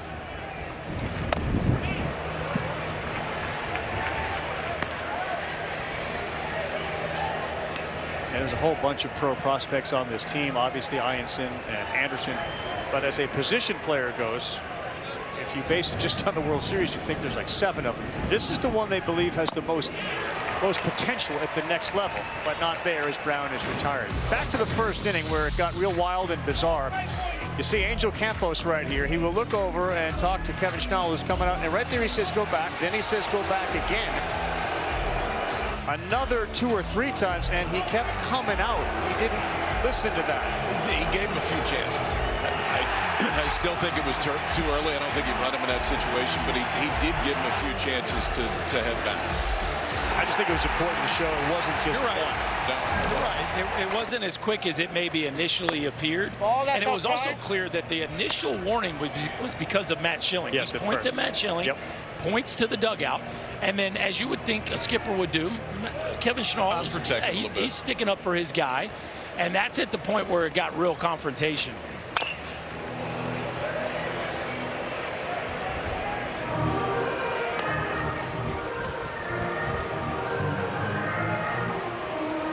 And again from the NCAA, so ejected, and a 2-game suspension came for not leaving once you're told to leave. Both of them prolonged arguing. That's where you get the extra game or games. I think you did a nice job. I think our crew did a nice job there of showing all that. Ravi, I know you were very specific about. He did give him a couple chances. Now, I think, KP, I think you're right. I think 2 things can be true. By the book, Angel Campos probably gave him enough chances. Correct. Considering the situation, I would have liked to see him be way over the top patient with Kevin Schnall there and just really be as graceful as he possibly can with asking the head coach to get back to the dugout. Almost pleading with him. Like, look, I'm going to throw you out of here if you yes. don't do this. You've seen that. This one is roped to right. And you can tell Jared Jones has kind of refound his stroke. And there is Eyanson, who's back into the dugout. 5th time this year that he has 7 or more strikeouts through 4 innings. 9 is his highest. He's done that a couple of times. Struck out 15 in a game, then a couple of 12 strikeout games. He's well on his way. Because of what he's doing today, I mean, are we literally looking at scouts and teams while he's projected at 37? Could he possibly move up a little bit just based on what he does here? Well, it's not hurting him. Yeah. That's for sure.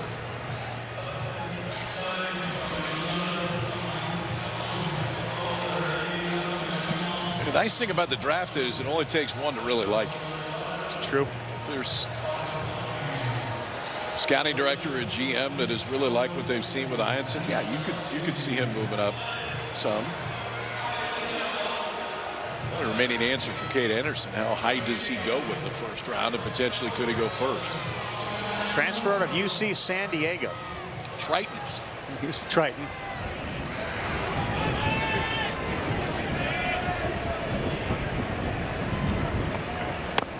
Ball. I think the reason you saw Jay Johnson gather his offensive players there was to maybe give Eyanson just another couple of minutes in between innings, rehydrate, cool off. On the corner to go 1 ball, 1 strike.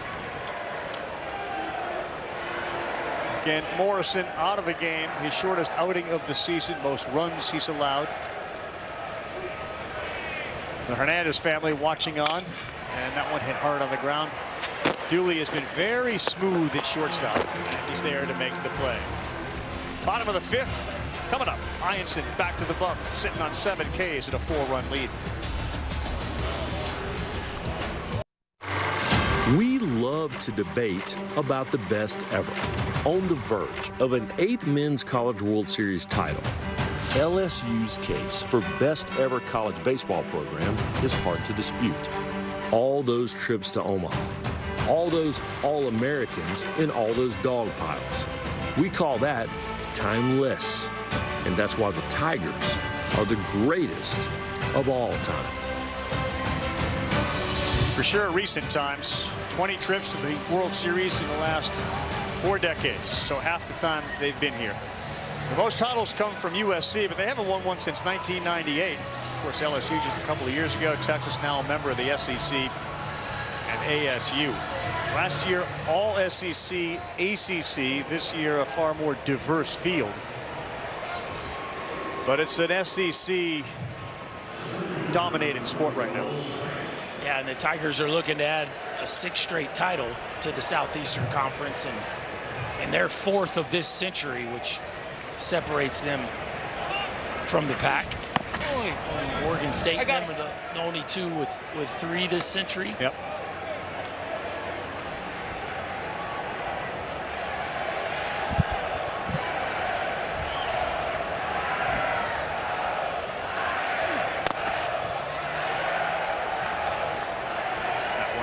Jeff and Christie smiling. You're right.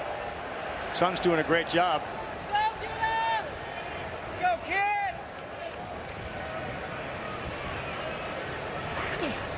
Yeah, yes, he went. That's a swing. Eyanson dealt with a stomach issue when he was young. He couldn't eat. He kept losing weight. They finally got him to a hospital. They were able to diagnose what was going on. For a while, he was getting by on chewing Pringles down to like the tiniest, just so he could swallow it. It was a real issue and real concern. But obviously, they were able to, thanks to the hospital out west, get him right. He's getting set to move on to professional baseball. 2-2 to Sykes. That's going to be a hit. He goes the other way with it. Go with Coastal again, having runners. They got to be able to figure out a way to get him in. Yeah, leadoff man on. They haven't been able to do that very much. Look at the assortment today for Eyanson. So we talked about the importance of that curveball, then the slider. 2 different shapes, 2 different speeds. He uses them 2 different ways. And the ability to throw that pitch out away from the lefty too. And then the fastball has still been up to 95, 96 miles an hour today. So it is that combination that as a hitter you cannot go up and feel like you're going to see any kind of a pattern. Eyanson keeps you guessing, but now Coastal leadoff man on at the top of the order. And a good base runner. Sykes has 18 steals. He fakes and comes back as Caden Bodine looks at ball 1. Another future 1st-round draft pick. Kid who grew up a Philadelphia Phillies fan. Struggled here in Omaha. You expected great things. He was the circle guy. You couldn't let beat you. This time he golfs one to left. Curiel reads it well and tracks it down. More frustration for Bodine, who's worked on getting that power the other way. A pretty nice piece of hitting right there, just didn't get it elevated enough. That ball's got a chance to probably get in the bullpen there if he launches it just a little bit higher, but solid contact nonetheless.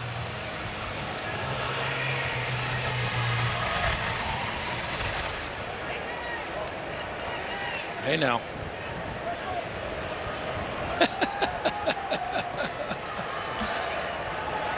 Was that a shirt or a paint? I was going to ask. I believe it was skin.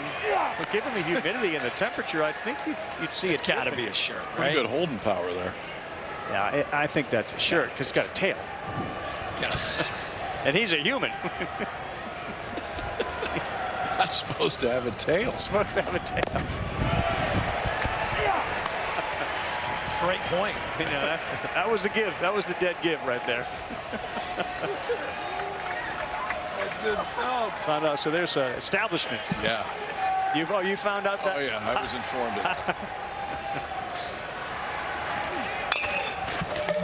Slow roller, Braswell fields, and he is a terrific third baseman. He fires across to get Alexander. Yeah, Chris, we've talked about this LSU fan base getting to their feet when Braswell comes up just because he's been struggling so much offensively. He was really good defensively yesterday, and this is the reason why he's in the game. He can really pick it and throw the ball accurately, too. There was a couple throws yesterday where he had no margin for error. See how quick that transfer is there. There was a bunch of kids after yesterday's win that sat around waiting for him to come up just so that they could get his autograph after last night's win. That's phenomenal, and you kind of get the sense that maybe some encouragement from some adults. Go over there and get his autograph. Yeah. We need him. And by the way, you could make the case he was the most valuable player not named Anderson on the field yesterday. Yeah, in a 1-0 game. I mean, the plays he made, specifically the bunt play, he was able to make at first base, really had a chance to impact the game if he's not able to finish those off.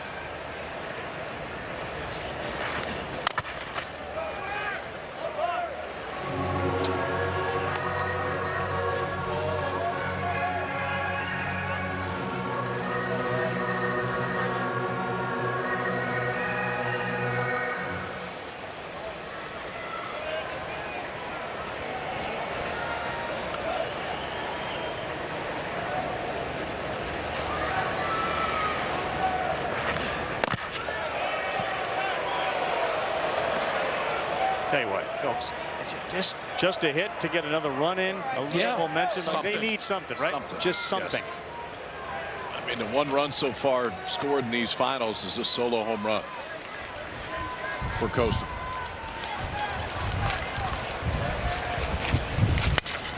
This is on the ground. The scouting has been great. It is directly at Dickinson. The Eyansons are happy. LSU is happy. It is 5-1. ESPN's presentation of the Men's College World Series on ABC returns after this message and a word from our ABC stations.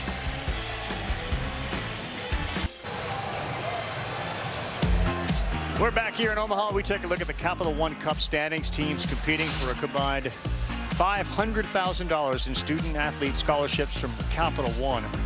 On the men's side, the Buckeyes. On the women's side, North Carolina. And oftentimes you see similar schools on each side. Not this year. Push here. Oh boy. And is he off? He is off. A difficult play.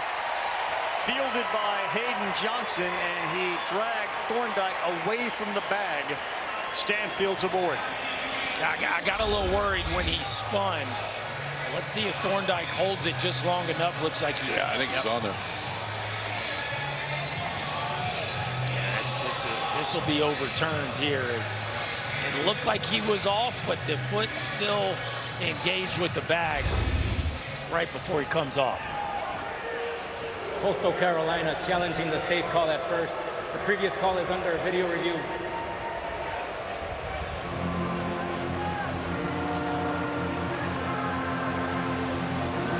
What do you think goes through the umpire's mind, Campos, after that whole situation unfolds? Like, is it I had, and again, we're speculating, but I had no choice. I really didn't want to. I regret doing it. I think some of it, and this is pure speculation, is just like you're telling one team, okay, we got to settle down. Probably got to settle down a little bit behind home plate too. There's just the natural human emotions that. After video review, the call at first will be overturned. The runner is out. Coastal Carolina retains their challenge. They have 2 challenges left. Well, to that point, he's done a nice job behind the plate. As ball strikes, I mean, his strike zone's been very good. You'd think that would maybe cause you to lose your focus and kind of live in that moment, but he seems to have moved on and done a nice job calling balls and strikes. The 8th hitter is Daniel Dickinson, single and a sacrifice for the Tigers.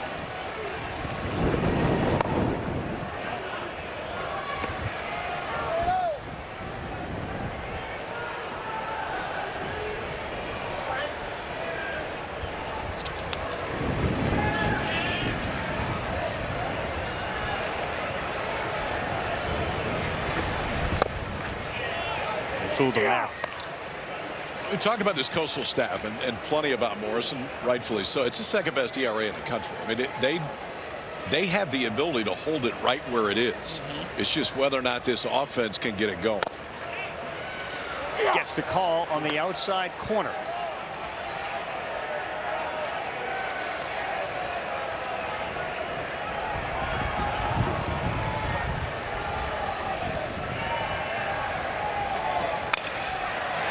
He protects there, and that one is just foul. Boy, that ball was taken out of Bodine's glove and nearly a fair ball.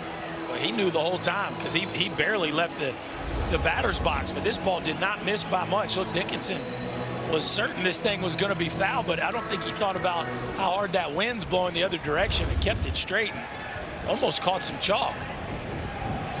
We got to make that play in the stands. I mean, that's the advantage of having that seat. The only guy. He chased. He's gone. Are you suggesting that you make that play? Oh, yeah. You don't think I make that play? No. You're out of your mind. I don't. No. Try harder, pal. You guys are talking about how hot it is. The dirt's quick, and now you're going to rip a guy in the stands for not picking it up? He did. He did. I did. This is positive reinforcement, Rob. How are you going to get better if you don't get reinforcement? KP, that guy had literally the same beard you have. I mean, the beard? Yeah, look. Just want to make sure there's a D on the end of that. Same beard. And you're dogging him. I'm not dogging him. I'm just trying to help. Needs a towel. He'd be perfect. A couple years ago at the Little League World Series, KP and I were doing a game. Yeah. Foul ball right back up to the booth. Clanked it? No. Oh, nailed it. Ducked and said, did you? Did you? Like, did I what? Oh. Catch that? I said, yeah, I had it right here. I caught it. So hold on. He didn't even attempt to catch it. Attempt? And, no, he went over there. I mean, let's go split screen here. That is KP, a good if you have looking that hat and glasses. That is a good looking human. I got to meet that guy afterwards. Compliment him on his beard, not his hands. I feel like his beard trim's a little cleaner than yours. I got to tighten mine up today. We got a white. You got glasses and a white hat up here. That is you. Yeah, he's good winning. looking human. 1-0 him.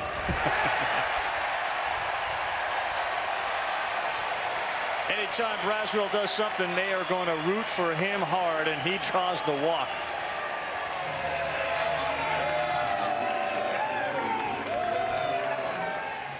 Tiger fans, when they have a team in Omaha, also when they don't, but when they have a team in Omaha, they tend to take over the city. And whenever there's a competition, they'll go and win it. They tend to finish first.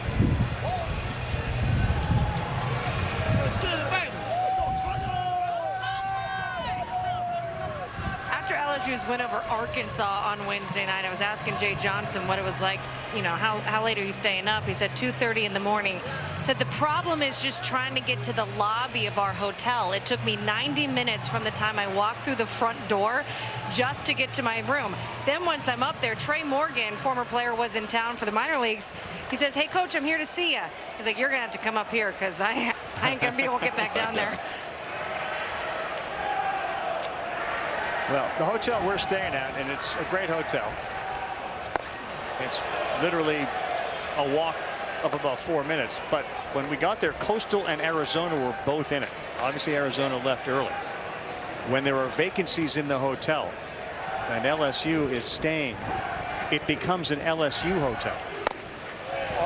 It would take Jay Johnson maybe 60 minutes to get through the lobby of a hotel that's not an LSU hotel because there's so many LSU folks there. So he's got two that he really, if he wants to get to his room quick and get on the horn and maybe call a recruit, not happening at 2 hotels now. And I'm guessing more than that. Yeah, you can file that in the category of problems that are good ones. Yeah. As problems go, that's one you wouldn't mind.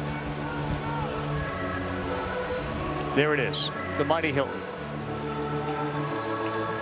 Home away from home for 10 days, and they take good care of you.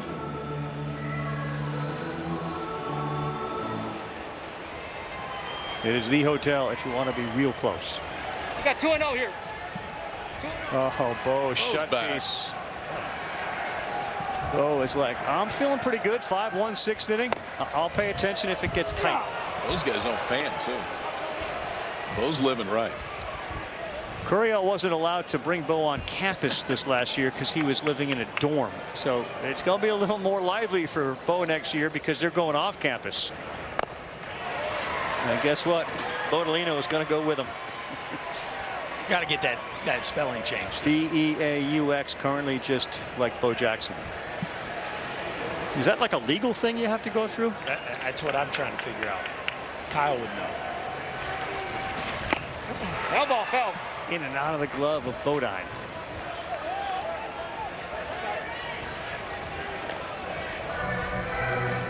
Jared Jones and Milam have 4 dogs in their living space. And the Companion Animal Alliance announced Milam will be donating $100 for every home run and extra base hit he had this season to the Baton Rouge Animal Shelter. A very, very cool animal-friendly team. He is gone. They will not add to it. Coastal's got to get something going. We go bottom 6. It's 5-1 Tigers. They're getting close to another title.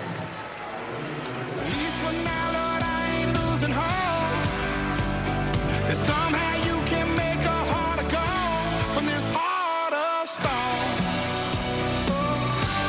This heart of stone.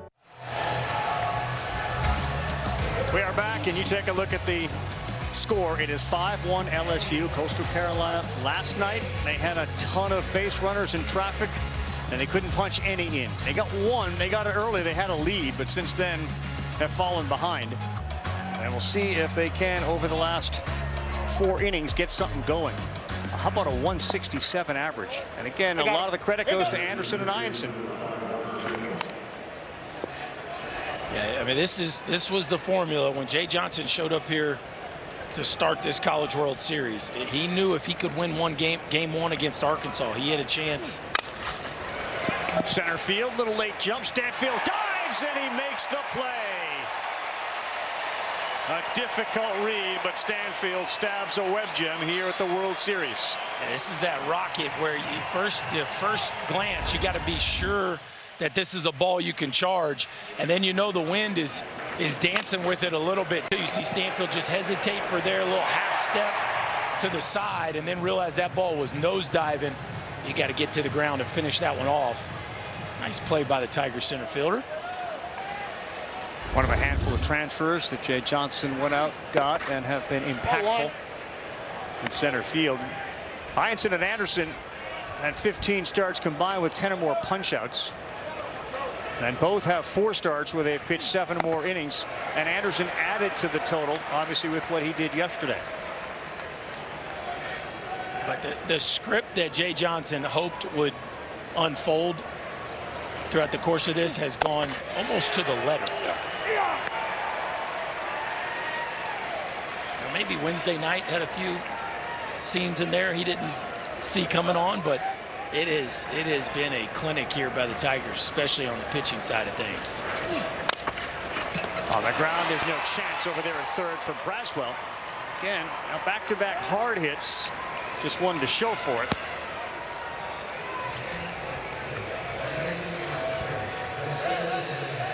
As Pato is down there at first with his first hit today. I'm glad you brought up Wednesday. The significance of that wild game was huge for LSU. That was the Jared Jones walk-off single. If LSU was forced to play the 10th inning, Johnson said that he likely would have turned to Evans to pitch in that game. Evans is available today.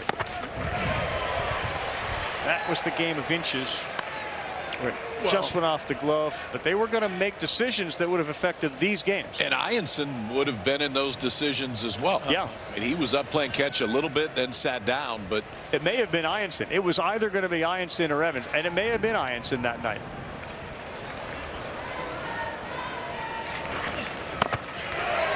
Good off speed.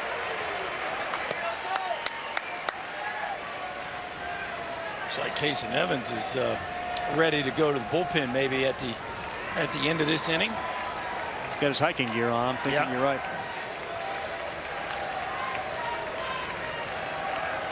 One out, the 0-2. He is spinning that breaking ball now. The shape of that breaking ball, the true 12-6. And then, of course, he can throw that harder slider, but the elevated fastball off of that 12-6 curveball look is just giving Coastal fits here in this ball game. See if he climbs the ladder here with that fastball. Filthy. Looked like he may have pulled the string, and another strikeout gives him 8 in the game.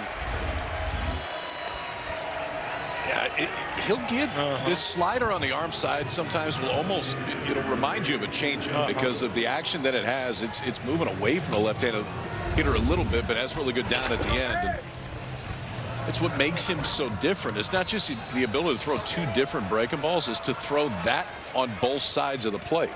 That's a hard one there. They've been on in 14 of 15 innings, 2 for 24 with runners on. Just haven't been able to sustain any momentum offensively. They've had their base runners. Mijos got one up into the wind that carried out of the ballpark down the left field line. 1 ball, 1 strike.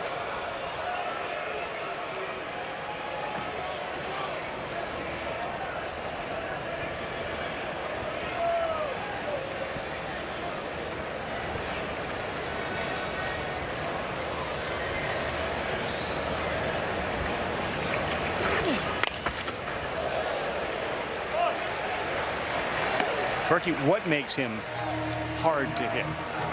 I think you look at his splits, and it's a little less than 50% fastball. So he forces you into uncomfortable situations where you really can't predict what he's coming with. And then all the stuff is plus too. So it's a real bender, a nasty slider, and then the velocity at 95, 96, it's just hard to let it travel too deep.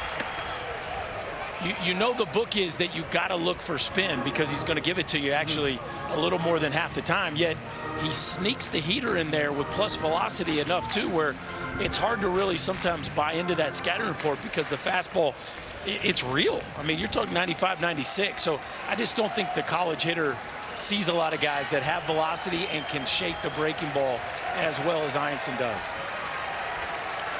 Sitting on 8 strikeouts, and it's a 2-2 to Dean Mijos. He's gone. That's 9 for Anthony Eyanson. Similar to Anderson last night, there is some bend, but no break. As a result, Coastal hasn't been able to break through on the scoreboard. He's just leaning on the breaking balls today, and the slider finishes off Mijos right here. Anthony Eyanson can smell the finish line right now to the 7th. It's 5-1 LSU.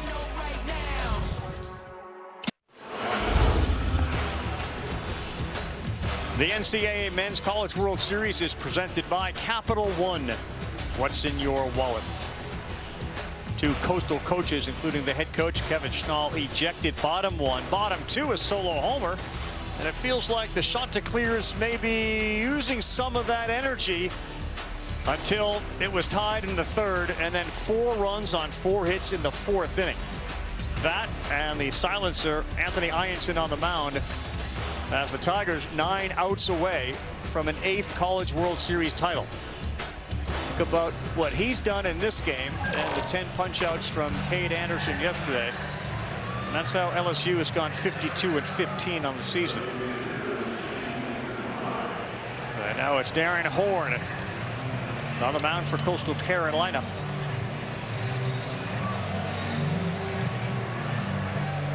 A different look here too for Horn. Low 3/4, almost a sidearm action. Sinker slider, going to try to work that fastball at the bottom of the zone. 24 1/3 innings pitched, 30 strikeouts.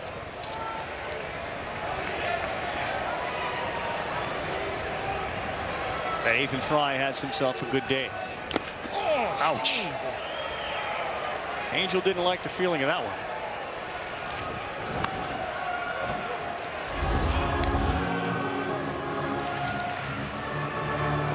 That is some late movement right there, and Bodine just flat missed it. He's had a few of those. For Ethan Fry, shoulder injury, the end of the 24 season, surgery. Jay Johnson said this guy has handled everything successfully on the ground. It's going to be the second baseman, Barthol, to throw him out. Mr. Baseball in Louisiana in 2022, back-to-back state championship for Fry. Quarterback the Rose Pine football team. Folks in Southwest Louisiana and Rose Pine in particular will not forget Ethan Fry anytime soon. He's a good man.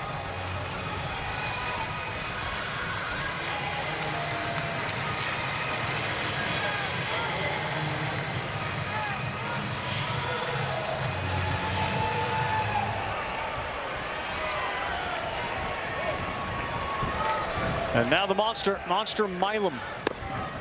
Ball 1.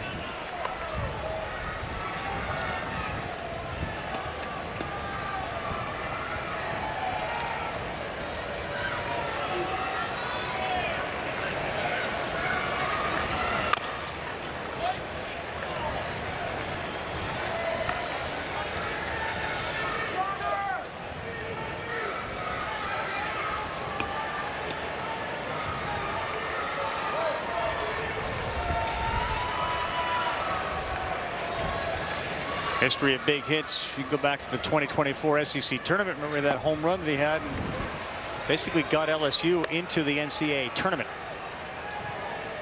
Yeah, hard to believe that just a year ago they showed up to Hoover just fighting to get in. Then they almost won the Chapel Hill Regional, otherwise known as Chapel Thrill. Credit to Mike Monaco. There were some walk-offs in that series, weren't there? Sure were. The Tigers ended up kind of catching fire there down the stretch and almost advanced through that regional. Ball. They went back to work in the offseason, picked up some pieces, Anthony Eyanson being probably the most impactful. And you know, I'm sure they hoped he could be a real SEC weekend arm. I don't know that they quite knew they were getting a first rounder, but he certainly turned into that. And I don't know that you could see that Anderson was going to make that big of a jump. I mean, didn't pitch a whole lot last year, just as a freshman. This year became one of the best in the country. Yeah, you got a left-hander that pitched primarily out of the bullpen, and a transfer from UC San Diego that's turned into one of the best duos in modern college baseball history, with the list there on top 3 in the country in strikeouts.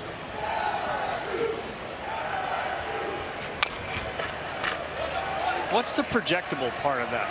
Body size, stuff? How do you look at somebody and think, you know, in a year, he could take that step? Well, we saw Anderson last year. It was pretty easy to see that it was a special fastball and a real curveball. And it didn't take a genius to figure out that's a different looking left-hander. And he could come in there and run it up to 94, 95 miles an hour. As the season unfolded, he started to have a bunch of success. And they would tell you, like, hey, we think this dude's next. Now, still got to go do it, right? They talked about all the work he put in to develop the slider and continue to refine the changeup. But it was pretty obvious early on that he had turned himself into a real ace. Of course, you got to develop from a coaching staff standpoint. They did all the things behind the scenes to make that happen. Well, I think, maybe the point is, you know, once you get a guy, whether it's through the portal or recruiting him, is your ability to develop him. Right. You know, you can see all that stuff, but you still gotta take the paint and put it on the easel and then make it look like a work of art. Nate's pretty good at that. Yeah. Well, I love how Kevin Shaw was talking about the Cam Fluke story, like the same kind of deal. Like, okay, yeah, it wasn't perfect as a freshman, but he sort of had, and maybe we got to coach this kid, right? Yeah. And that's maybe the story. Yeah. There's a pretty good, healthy, long relationship between Schnall and Jay Johnson that goes back to their days when they were both out there pounding the pavement, going to different fields. He was at San Diego at the time, and Schnall was an assistant at Coastal, and they would bump into each other all the time on these recruiting trips. And because they did that, they got to know each other. They got to like each other. Johnson told a funny story that since they were in different brackets, Schnall reached out to him when they got to Omaha via text and says, why do your outfielders play so deep? He's like, well, wait a minute. I don't know if I want to tell you. I can answer that question right now. But there's a lot of similarities between Schnall and Johnson, no doubt about it. Both of them are not afraid to turn over every stone to find an advantage, and are both relentless recruiters. Yeah, maniacal. And I think that those are victories that they take as much pride in almost as the victories that you get on the field, because the first victory's got to be, we found him, we identified him, and turned him into something special. Yeah.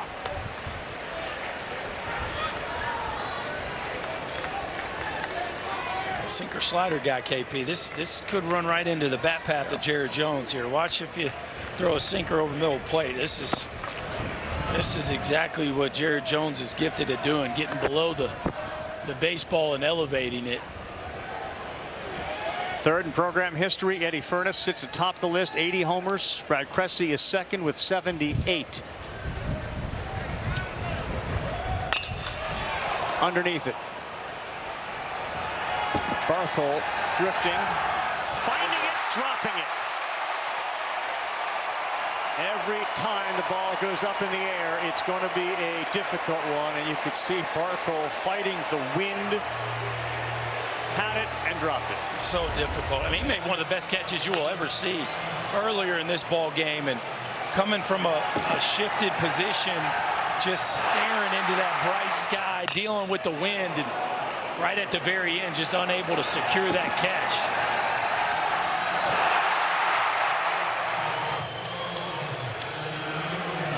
That's a heartbreaker. Fortunately for him, I don't know that Jake Brown necessarily had the gas pedal down. That could have gotten interesting if he was really busting it. Josh Jordan has to put the brakes on there. Outside to Elise Hernandez. That ball was up in the air, guys, for 5.6 seconds. So it had the ability to be impacted by the wind for over 5 seconds. And now Hernandez will try to bring Brown in. Right there for a strike.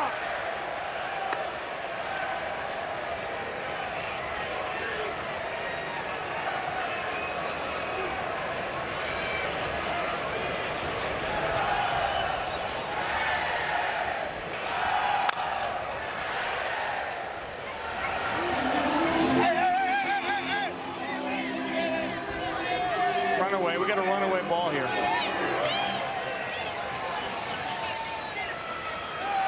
Dirt quick everywhere. You got Brown down there at third, Jones at first.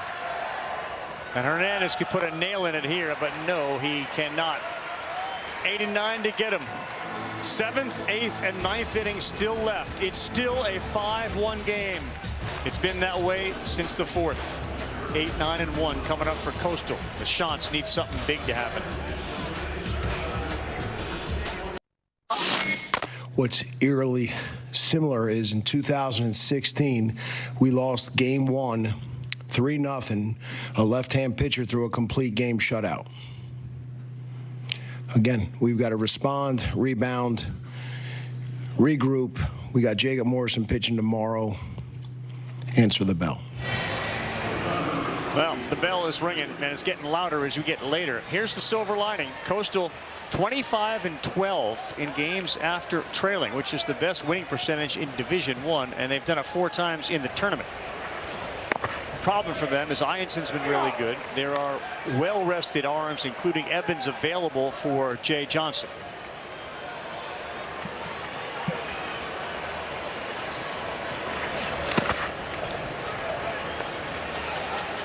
You could really feel the shift change emotionally inside the Coastal dugout when Morrison got pulled. You know, early in the game, you felt like there was this energy of we got something to prove, and then after that, it's been pretty quiet down here. All right, Tom, they got him. Got him.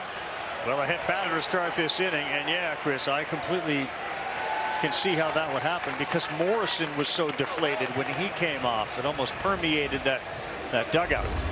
Oh boy. Here we go again, fellas. We're going down the road of did he lean in? No. I'm going no on that. You got no? I got no on that. He tried to get out of the way. I have yes on that. I think he was in the middle of a turn. That looked like exactly what Bodine did twice last night. LSU is challenging the hit by pitch ruling on the field. What say you? You break it. Let me look at it again. Because at first with Dickinson last night, I didn't think so. And then the more I saw, I mean, gosh, guys, I mean, at first the knee goes out, but then he turns. I'm with you. Like the first move is the one that I think is a little worrisome. But then he's turning from there. I mean, the problem I'm looking at it from the like the standard that we've set here. That I agree with. You know, that's what's difficult to predict. It's a big spot right here for Coastal. You get the leadoff man on, you need something offensively to happen. You're close to turning his lineup over. The LSU fans not going to be happy if this one doesn't get overturned. Can you imagine if they looked at every one of their 178 hit pitches? But it feels like all the head coaches have just decided they're going to automatically look at HBPs just because of the way they've been overturned this week. I haven't seen a rash breakout of overturned hit by pitches like I have this week. I haven't.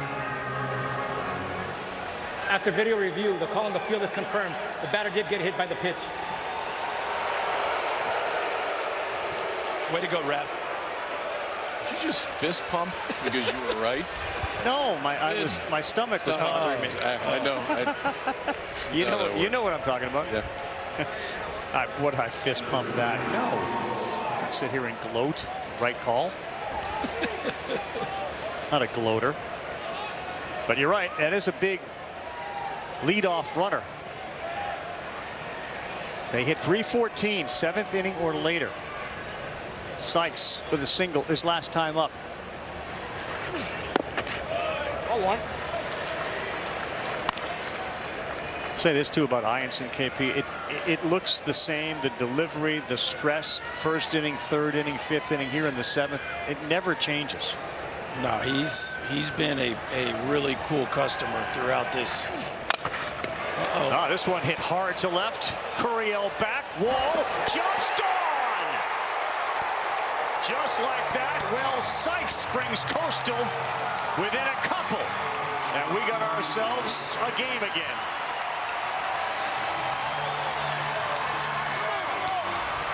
All right. Leadoff man goes on, gets on, and now your 9-hole man does something he hasn't done a whole lot this year, but changes his ball game with one swing.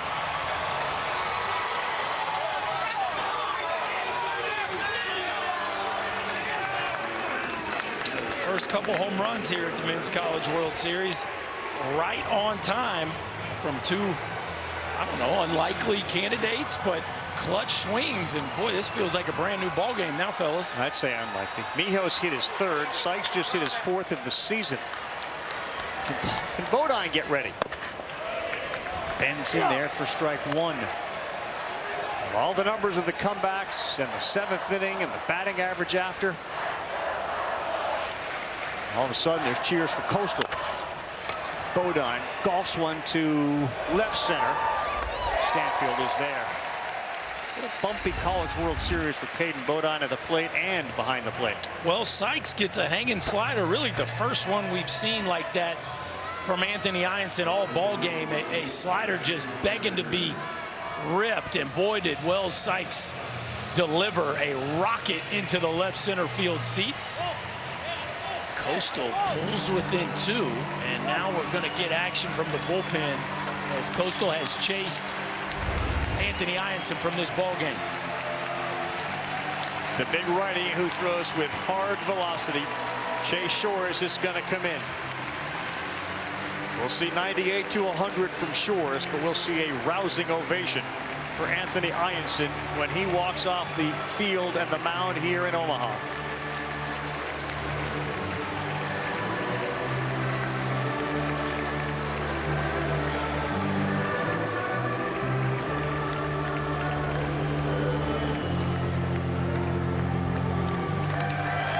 Listen to the applause.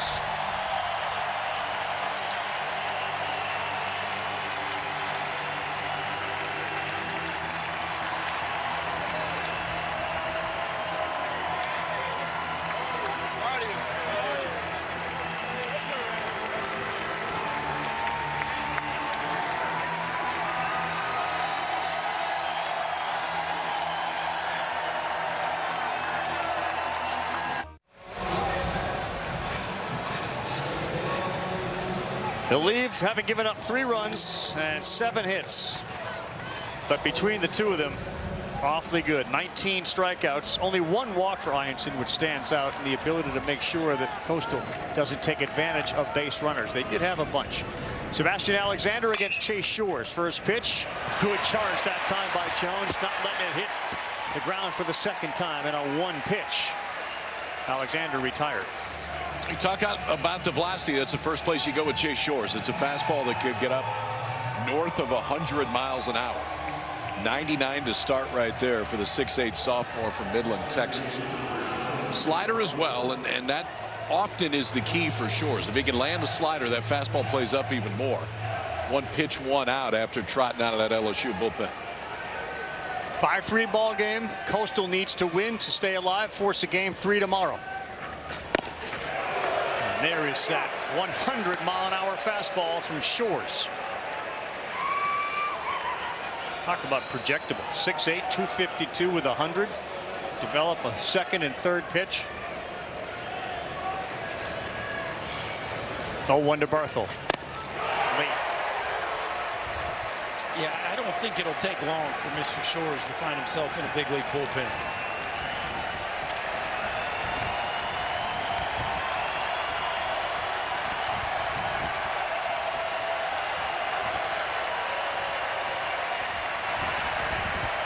The 0-2. He chased it. That's 101. 1-pitch ground out, 3-pitch strikeout, but it is a new ball game, KP. Yeah, one swing changes it right here. Wells Sykes out of the 9-hole. Got to break a ball up in the zone. Just his 4th home run of the year, but enough to bring it back within 2. ESPN's presentation of the Men's College World Series on ABC will return after this message and a word from our ABC stations. All right, we got ourselves a Game 7 tonight, 8 o'clock Eastern Time on ABC. NBA Countdown, 7 Eastern Time. It is presented by DoorDash, 7:30 to start. All right, boys. Thunder 36-6 on their home court. Oklahoma City ranked 6th in the league, averaging 14.5 made threes. Games haven't been exactly close, but now you got a Game 7. Look forward to seeing that one. First, this one. We're in the top of the 8th. LSU's got a 5-3 lead. Chris Stanfield looks at one a little inside. It's 2 balls and no strikes. Now, KP, as you've said, the all-important 0 has to be put up by Coastal. And he gets the call right at the knees, does Horn. Nice job there by Bodine. That's the one his sinker ball right-hander has to have. And another one. Exact same spot. 2 balls, 2 strikes. Eyanson's got them within 6 outs of another World Series title.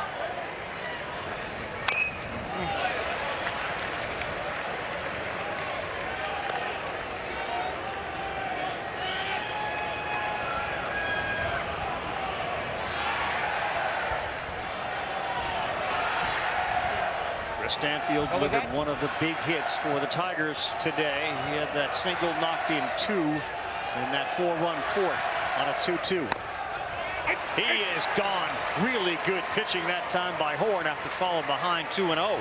This bullpen's been outstanding for Coastal. They've come in and held it right here, and you can see Stanfield just kind of stands up on this breaking ball. He's expecting 2-seamer, phrases him with a slider, stays over the inside part. Now back-to-back strikeouts for Horn.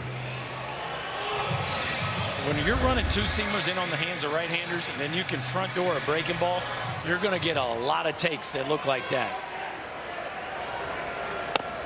Ball 1.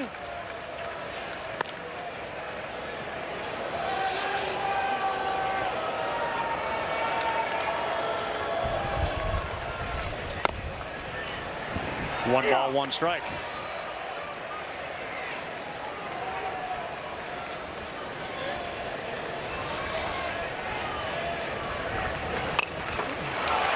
It's a good one here. Horn. Whoa, Bodine came out and slid right into him. I'm not sure he had a play on it. Horn's the only one who's got Yes. Yeah. And I don't know if he throws Matt anyway because Dickinson got out of the box well. But the only guy in the field that has a chance to make this play is the pitcher. And he gets his hand on it, KP. Like he's about to make this play, and Bodine slides right into him. And, man, Danny Dickinson continues to put the inside game on display. He has had some really nice bunts, but I don't know why Bodine didn't give way. Pitcher's got his, he was going to miss it anyway, but maybe because again, I think he's getting out of the way because he didn't want to get spiked. Yeah. That's interference. Stealing second, they call interference. You can hear it right away.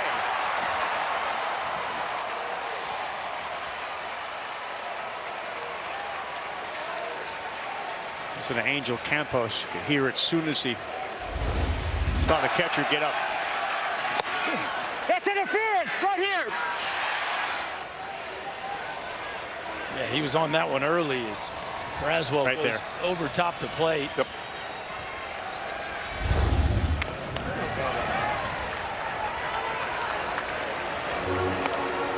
Dickinson off the base. It's a big play. He had an attempt to get down to second in scoring position with just a 2-run lead. Braswell's going to get a hit into left field, and a standing ovation from the LSU faithful. And maybe all that encouragement and the kids asking for the autographs yesterday after the game have lifted Braswell to a hit. Good for Michael Braswell. That's, I'm sure, a big burden off of his back. A slider that is working towards the outer third, and Braswell's, man, he stays over that one. And man, thanking the Lord that he finally got his first hit of the College World Series. First hit since May 30th. And now Carrillo. 0-1, you can tell too. The crowd's a lot more engaged with just a 2-run lead instead of a 4-run lead. Here is Charles Schwab. That's outside. Bodon can't handle it. Boy, he's had so many curious plays behind the plate. Whiffing on balls, in and out of the glove. That play where he slid right into Horn. That one almost looked like maybe he got crossed up. He got crossed up which way he wanted to catch it, that's for sure.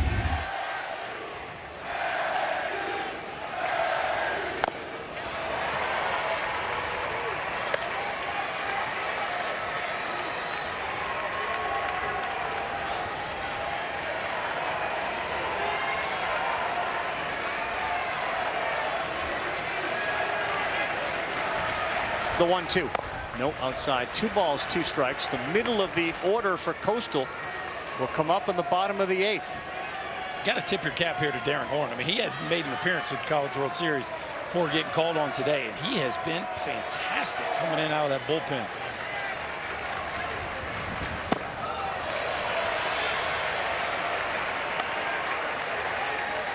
There's his father, Rob, in amongst those wearing the teal.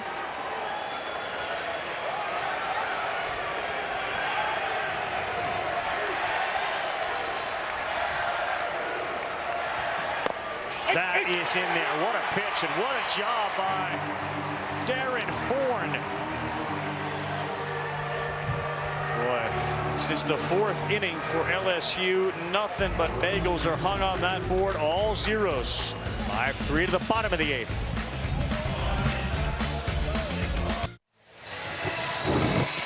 All right, fellas, we take a look at the Capital One rewarding performance, or performances in this case. It started last night.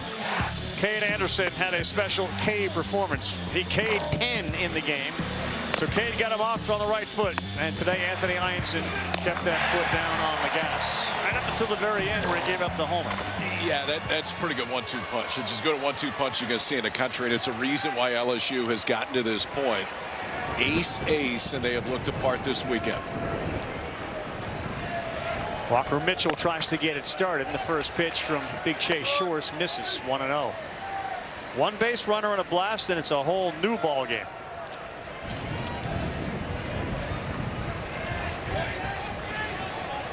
Mitchell 0 for 3 today. But the pitcher provides a lot of the power given Shores' velocity. And he gets that call at 99. Paint.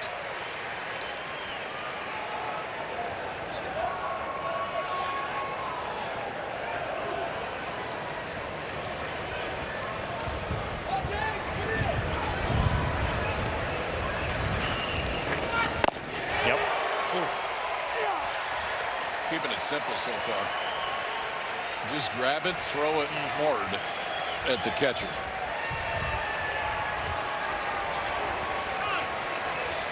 Now Johnson has Kason Evans and Cooper Williams warming up.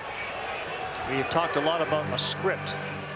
The script has Evans if they led by 2 after the 6th inning, which is the current situation.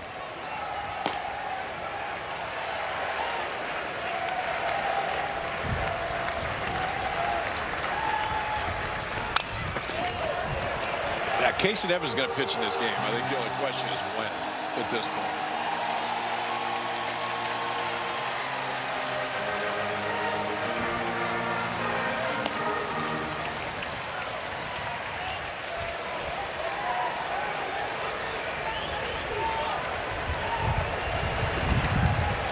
Couple of sliders, 100-mile-an-hour fastball. He goes with the fastball again at 101.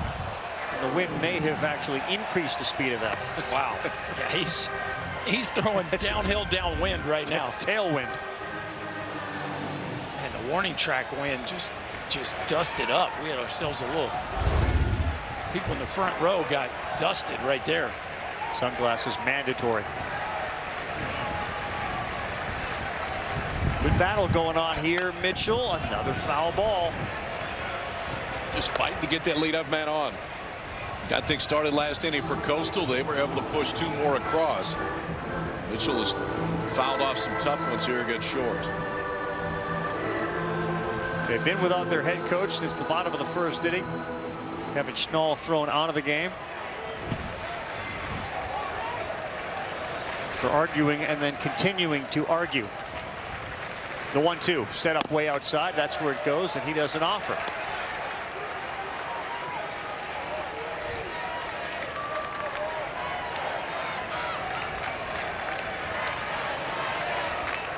Mitchell has contributed his fair share to the hit by pitches, 30 of them this year.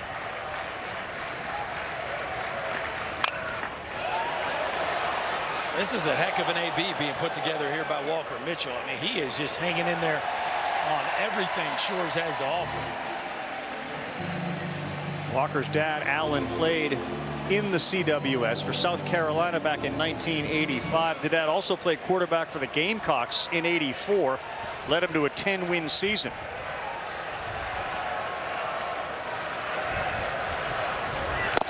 He is out of there on strikes.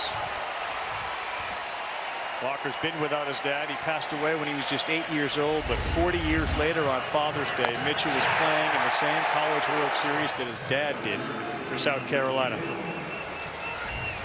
That's Shores at his best, though, right there on the outside corner to pick up the strikeout. Think his dad faced 101 that year? Probably not. No. That was a heck of an at-bat right there.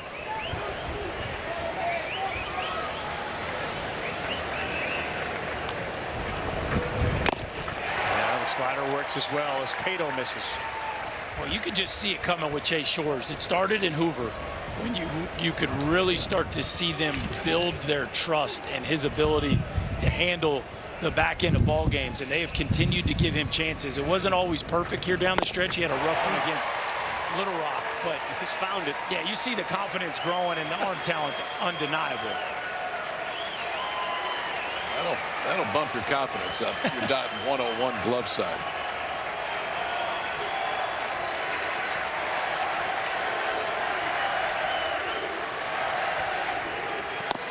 Oh, just missed. We were here a couple years ago. Remember Griff McGarry?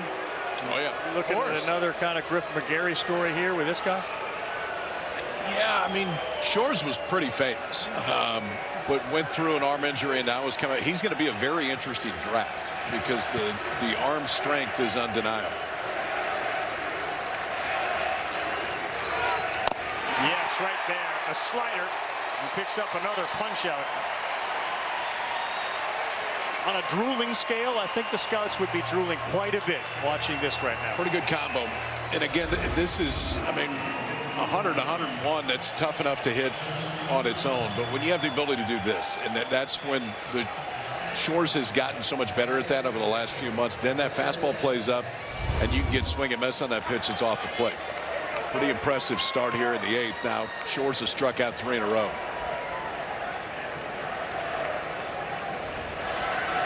Now Thorndike, 2 down, bottom 8. 0-1. I mean, in a vacuum, you can see how this, for LSU, could have been closer stuff. In short bursts, 101 slider.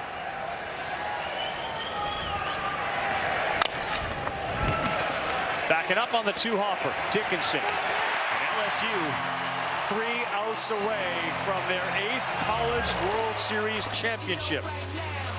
They are starting to sense it here and in Baton Rouge, the Bayou. Are they getting ready for another Selly?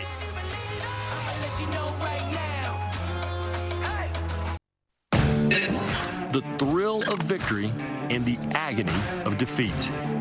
It's not a cliche. It's a too real and too raw sports truth.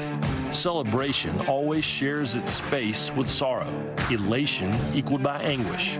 The dream only a few steps away from the nightmare. That's why the winners always console the losers. Because in this game, everyone is destined to spend time on both sides of a post-game picture. Absolutely. Another great Ryan McGee essay, and that is fact. You play sports long enough, you're going to experience the agony and the ecstasy. And right now, Coastal's got to battle back against LSU. It is a 5-3 ball game. They got 2 in the 7th inning. And now they're bringing on their stopper to make sure it stays just at 5. Ryan Lynch, just a third of an inning here in Omaha. Kept a save against Oregon State. But every other time that he's pitched, he hasn't given up anything. No, these are microscopic numbers, folks. Over the course of the year, 31 innings, 35 strikeouts, a .58 ERA.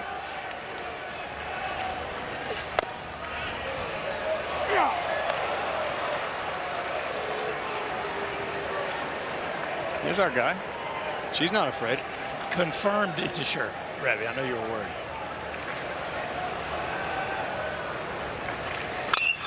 Fry saw that one, and that one saw the hole, and it gets through, and a leadoff single for Ethan Fry here in the top of the 9th.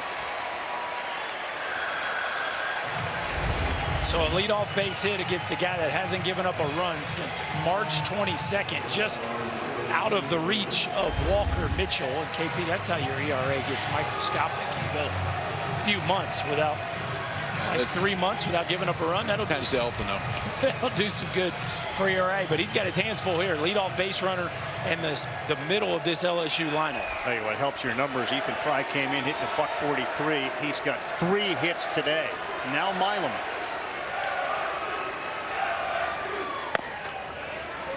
Yeah.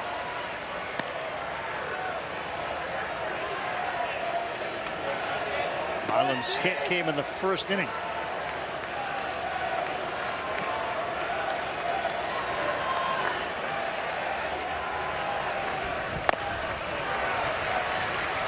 Coastal defense has turned 56 double plays. And when you add the one they got earlier today on that 6-4-3, now 57 double plays on the season.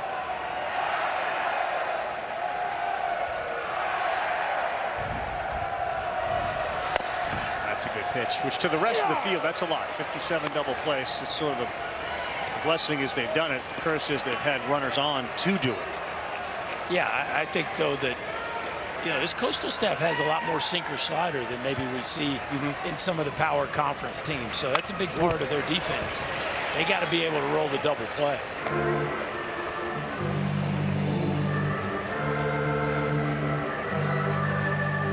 Two errors for Coastal today. Another part of their success has been their ability not to hurt themselves. They generally play clean.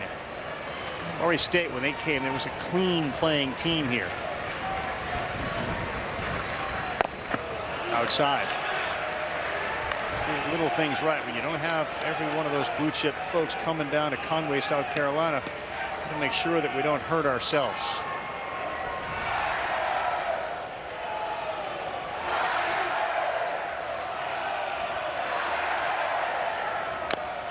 Come on.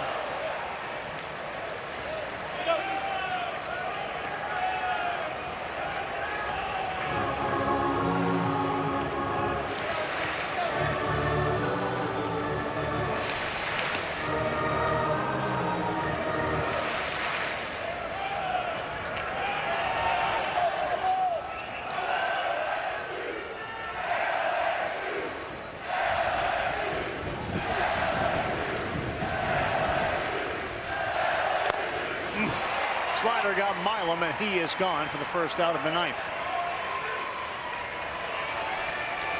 That's what Lynch hangs his hat on, is that slider to both righties and lefties. It was what Fry hit to left for the single to lead it off. Milam just fouled one off before, and that time couldn't get a piece.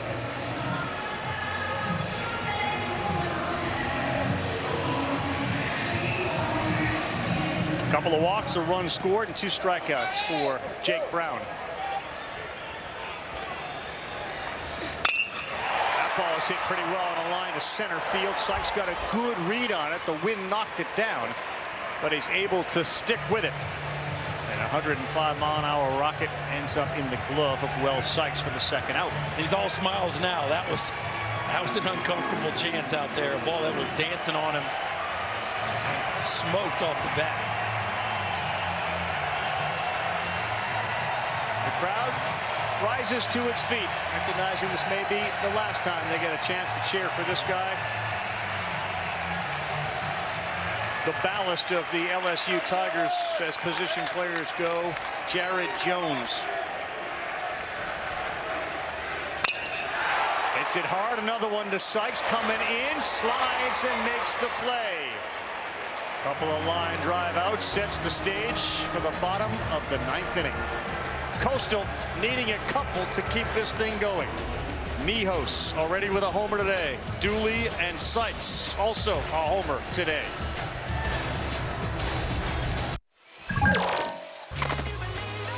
A lot of home runs for Coastal, and there haven't been many this World Series, but 2 today. Dean Mijos out of the 7th spot, just his 3rd this season. And then Wells Sykes, who was sitting on 3, hit his 4th. Those 2 runs in the 7th have made it very interesting as we begin the bottom of the 9th inning. Kyle Peterson, Chris Burke, Chris Budden, Carl Ravitch. Here it is for Coastal Carolina. And LSU doesn't lose when they have 2-run lead or more into the 9th inning. 114 straight wins. You're going to go back to 2022, the year before they won their 7th World Series title. They leave Shores in the game. It has been the bottom of the order for Coastal that has done the damage in this game. And all you need is one base runner.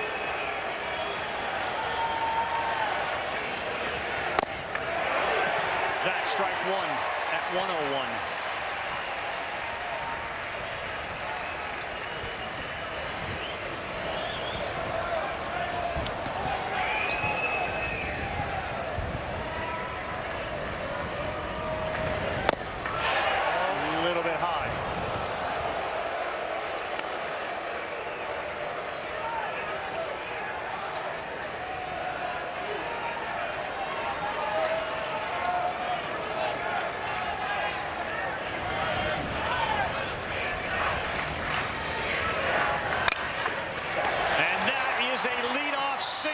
Mijos took the 100-mile-an-hour fastball, waited on it, and now the tying run is set to come to the plate. Well, that was special right there, KP. The ability to get to the top of that fastball. That's how you draw it up as an offense. And now here we go. Here's the scenario. A knock and somebody runs one out of here. You just never know. Credit Mijos too. It was 3 straight fastballs on the outside part of the plate. That one got it elevated enough. He could shoot it to right. Give Coastal a chance here tonight. For the shortstop, Dooley.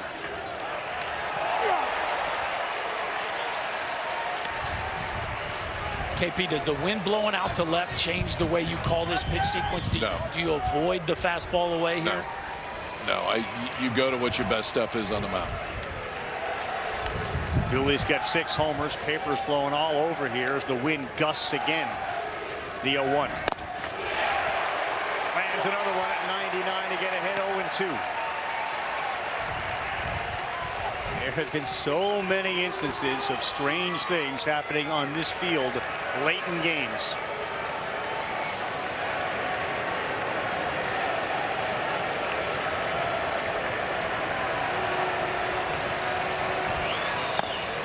Will not chase. Ty Dooley, 6 home runs on the season. 3 of those have gone to the opposite field. So capable of maybe catching one to the backside. Question is, can he catch up to it enough to square it up at 100, 101 miles an hour? Shores looks over at Mijos. Ready on a 1-2. Chased it. He got him swinging at 100. 2 to go.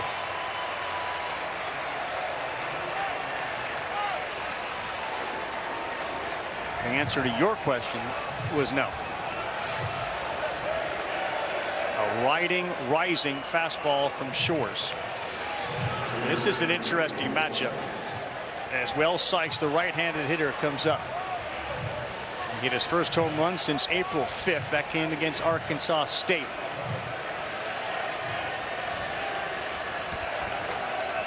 The last one was a low liner, which didn't get impacted too dramatically by the wind. Strike one. If you're right-handed hitters, you got to be looking fastball away because Shores has lived there since he's come in against righties. He has hammered that glove side fastball.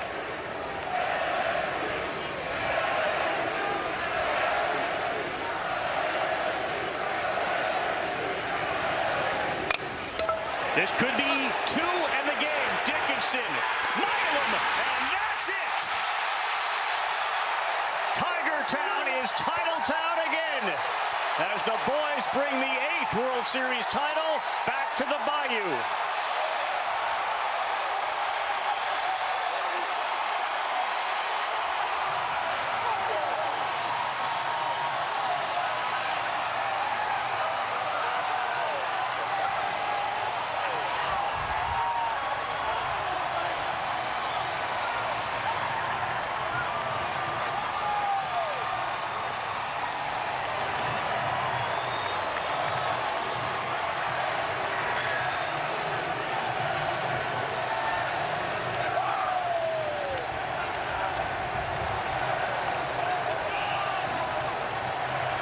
Johnson becomes the quickest to win 2 World Series. He does it in a 3-year span. And the dog pile and subsequent celebration in the middle of the field for the LSU Tigers.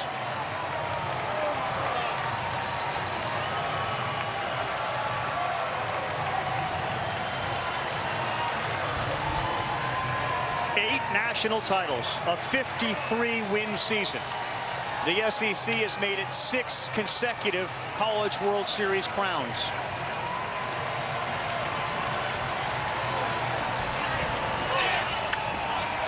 We're going down to Chris as we take a look at this year's Capital One Tournament Most Outstanding Players. Congratulations, boys. I want to start with you, Cade. You dreamed of wearing this jersey. You dreamed of bringing home a championship. How does the dream stack up to the reality right now? Yeah, I mean, can't really talk right now. It's been a pleasure. What can you say about what this guy gave you today on the mound? He gave us a chance. That's all you can ask for. Sorry. That's all you can ask for. What are the emotions like? Yeah, I mean, it's a dream come true. Anthony, for you, last time out here wasn't your best performance. What was the mindset and the emotions like when you took the mound today to send your team to a national championship? Try not to cuss, but win this damn game right now. On the other side, what did this guy give you in game 1? Man, Cade Anderson, I said it already, just being himself, giving us a chance today, and I just knew when we showed up here, this is going to be the outcome. When you look around at this group, what has made wearing the purple and gold so special for this 2025 team? Yeah, everybody just coming together as a group and a team, just being themselves. I mean, that's what led us here, and we didn't have to change anything being here on this field. Last one, it's for you guys both. 8 national championships for LSU, 2 in the last 3 years. What does that say about the dominance of LSU baseball? This is the place to be. Come on now. Yeah, I think LSU is used to this by now. It's number 8. I'm sure next year will be number 9, but just looking forward to celebrating this one with the boys, and just super proud of everyone that kind of made this happen. Congratulations, guys. Oh man, that is an unbelievable sight right there. Skip Bertram, who won 5. He's created this entire dynasty, and that's what it is. 2 in the last 3 years, 8 overall, trips to Omaha in half the 40 seasons, 20 times the last 40 years. 4-6-3 to finish it off, and Chase Shores got entrusted with the opportunity to close this game out, and boy, did he slam the door shut, KP. Yeah, pretty impressive. I mean, we talk so much about Anderson, Eyanson, and we should. I mean, that is what allowed LSU to get to this point, save their bullpen. You could go longer with Shores today. You just trust in your eyes at that point because Shores have been so dominant. Dickinson to Milam to Jones finishes off the 8th national title for the Tigers. Yeah, they'll be saying that for a while. Dickinson to Milam to Jones. They'll also now etch the names Curiel, Fry, Milam, Brown, Jones, Hernandez, Stanfield, Dickinson, and Braswell into the history books. And the man who orchestrates it and has a penchant for perfection is down with KB. Coach, as I'm standing here, you just go, wow, and keep shaking your head. What's going through that brain? I'm just so proud. This is a team. Like, our whole motto for the year was toughen together, and that's what they did from August 26th till now. And just incredibly proud. It's only 12 returning players. It's 10 players from the transfer portal. It's 2 JC players and 10 freshmen. And that collection of talent not just became a team, but it became a family. You had some pretty incredible performances while you were out here. We saw Cade's performance yesterday. This team was built differently than 2023. What made this group different and special to be able to hold up that trophy? Well, don't get me wrong. There's superstars on this team. There's major leaguers on this team. The 2 guys that towed the rubber for us in this series are major leaguers. And then how about Chase Shores? What a special performance to end it. But like I said, team over me, toughen together. Skip Bertman's here today. I think he was on the field here somewhere. A guy that really put this program on the map. I know that you guys have developed a special relationship. What's it been like to win some national championships with him out here today? Indescribable. He's my best friend now. He's my mentor. I love you, Coach, wherever you're at. Congratulations. Go celebrate. Thank you. KP, he's in the middle of the celebration as well. Let's get a final thought back up here. KP, you start. One, it's great to see Skip out there. Yeah, it's been a rough year. He lost his wife, and obviously is the architect of this, but it is pretty amazing the consistency of this program through different coaches, through years, through different styles of baseball. The one thing that remains is one of the greatest fan bases in all of college baseball. They showed up again today, and I got a feeling it's not going to be quiet in Baton Rouge tonight. And hats off to Coastal Carolina. Just an incredible season, a 26-game winning streak. Back to the College World Series final for the 2nd time since 2016. So hats off to the Coastal guys, but LSU continues to be the gold standard in college baseball. Well, the gold standard for directors is Scott Johnson, and this will be his final College World Series broadcast after 35 years. He's the Bertman for us. He has set the bar so high, and we appreciate that very much. Congratulations again to LSU, your 2025 Men's College World Series champions. Our entire crew featuring Chris Budden, Chris Burke, Kyle Peterson, and those that work during the day and night, Mike Monaco, Ben McDonald, Eduardo Perez, and Danny Wexelman.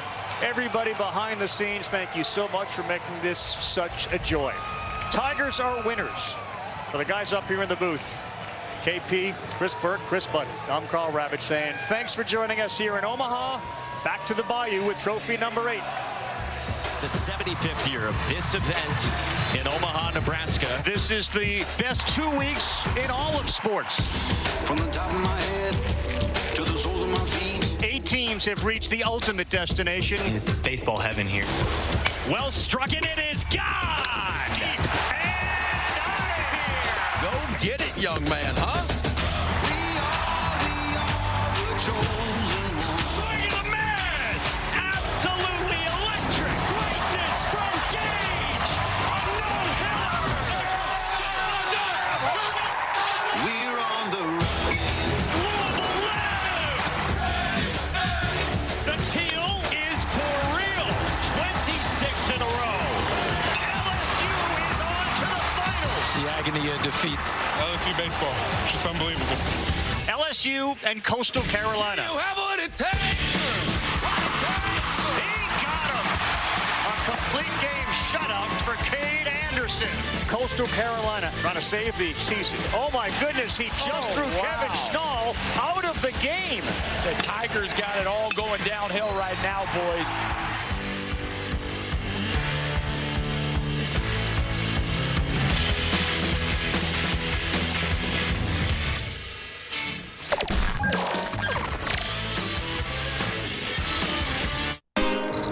In a draft where every pick matters,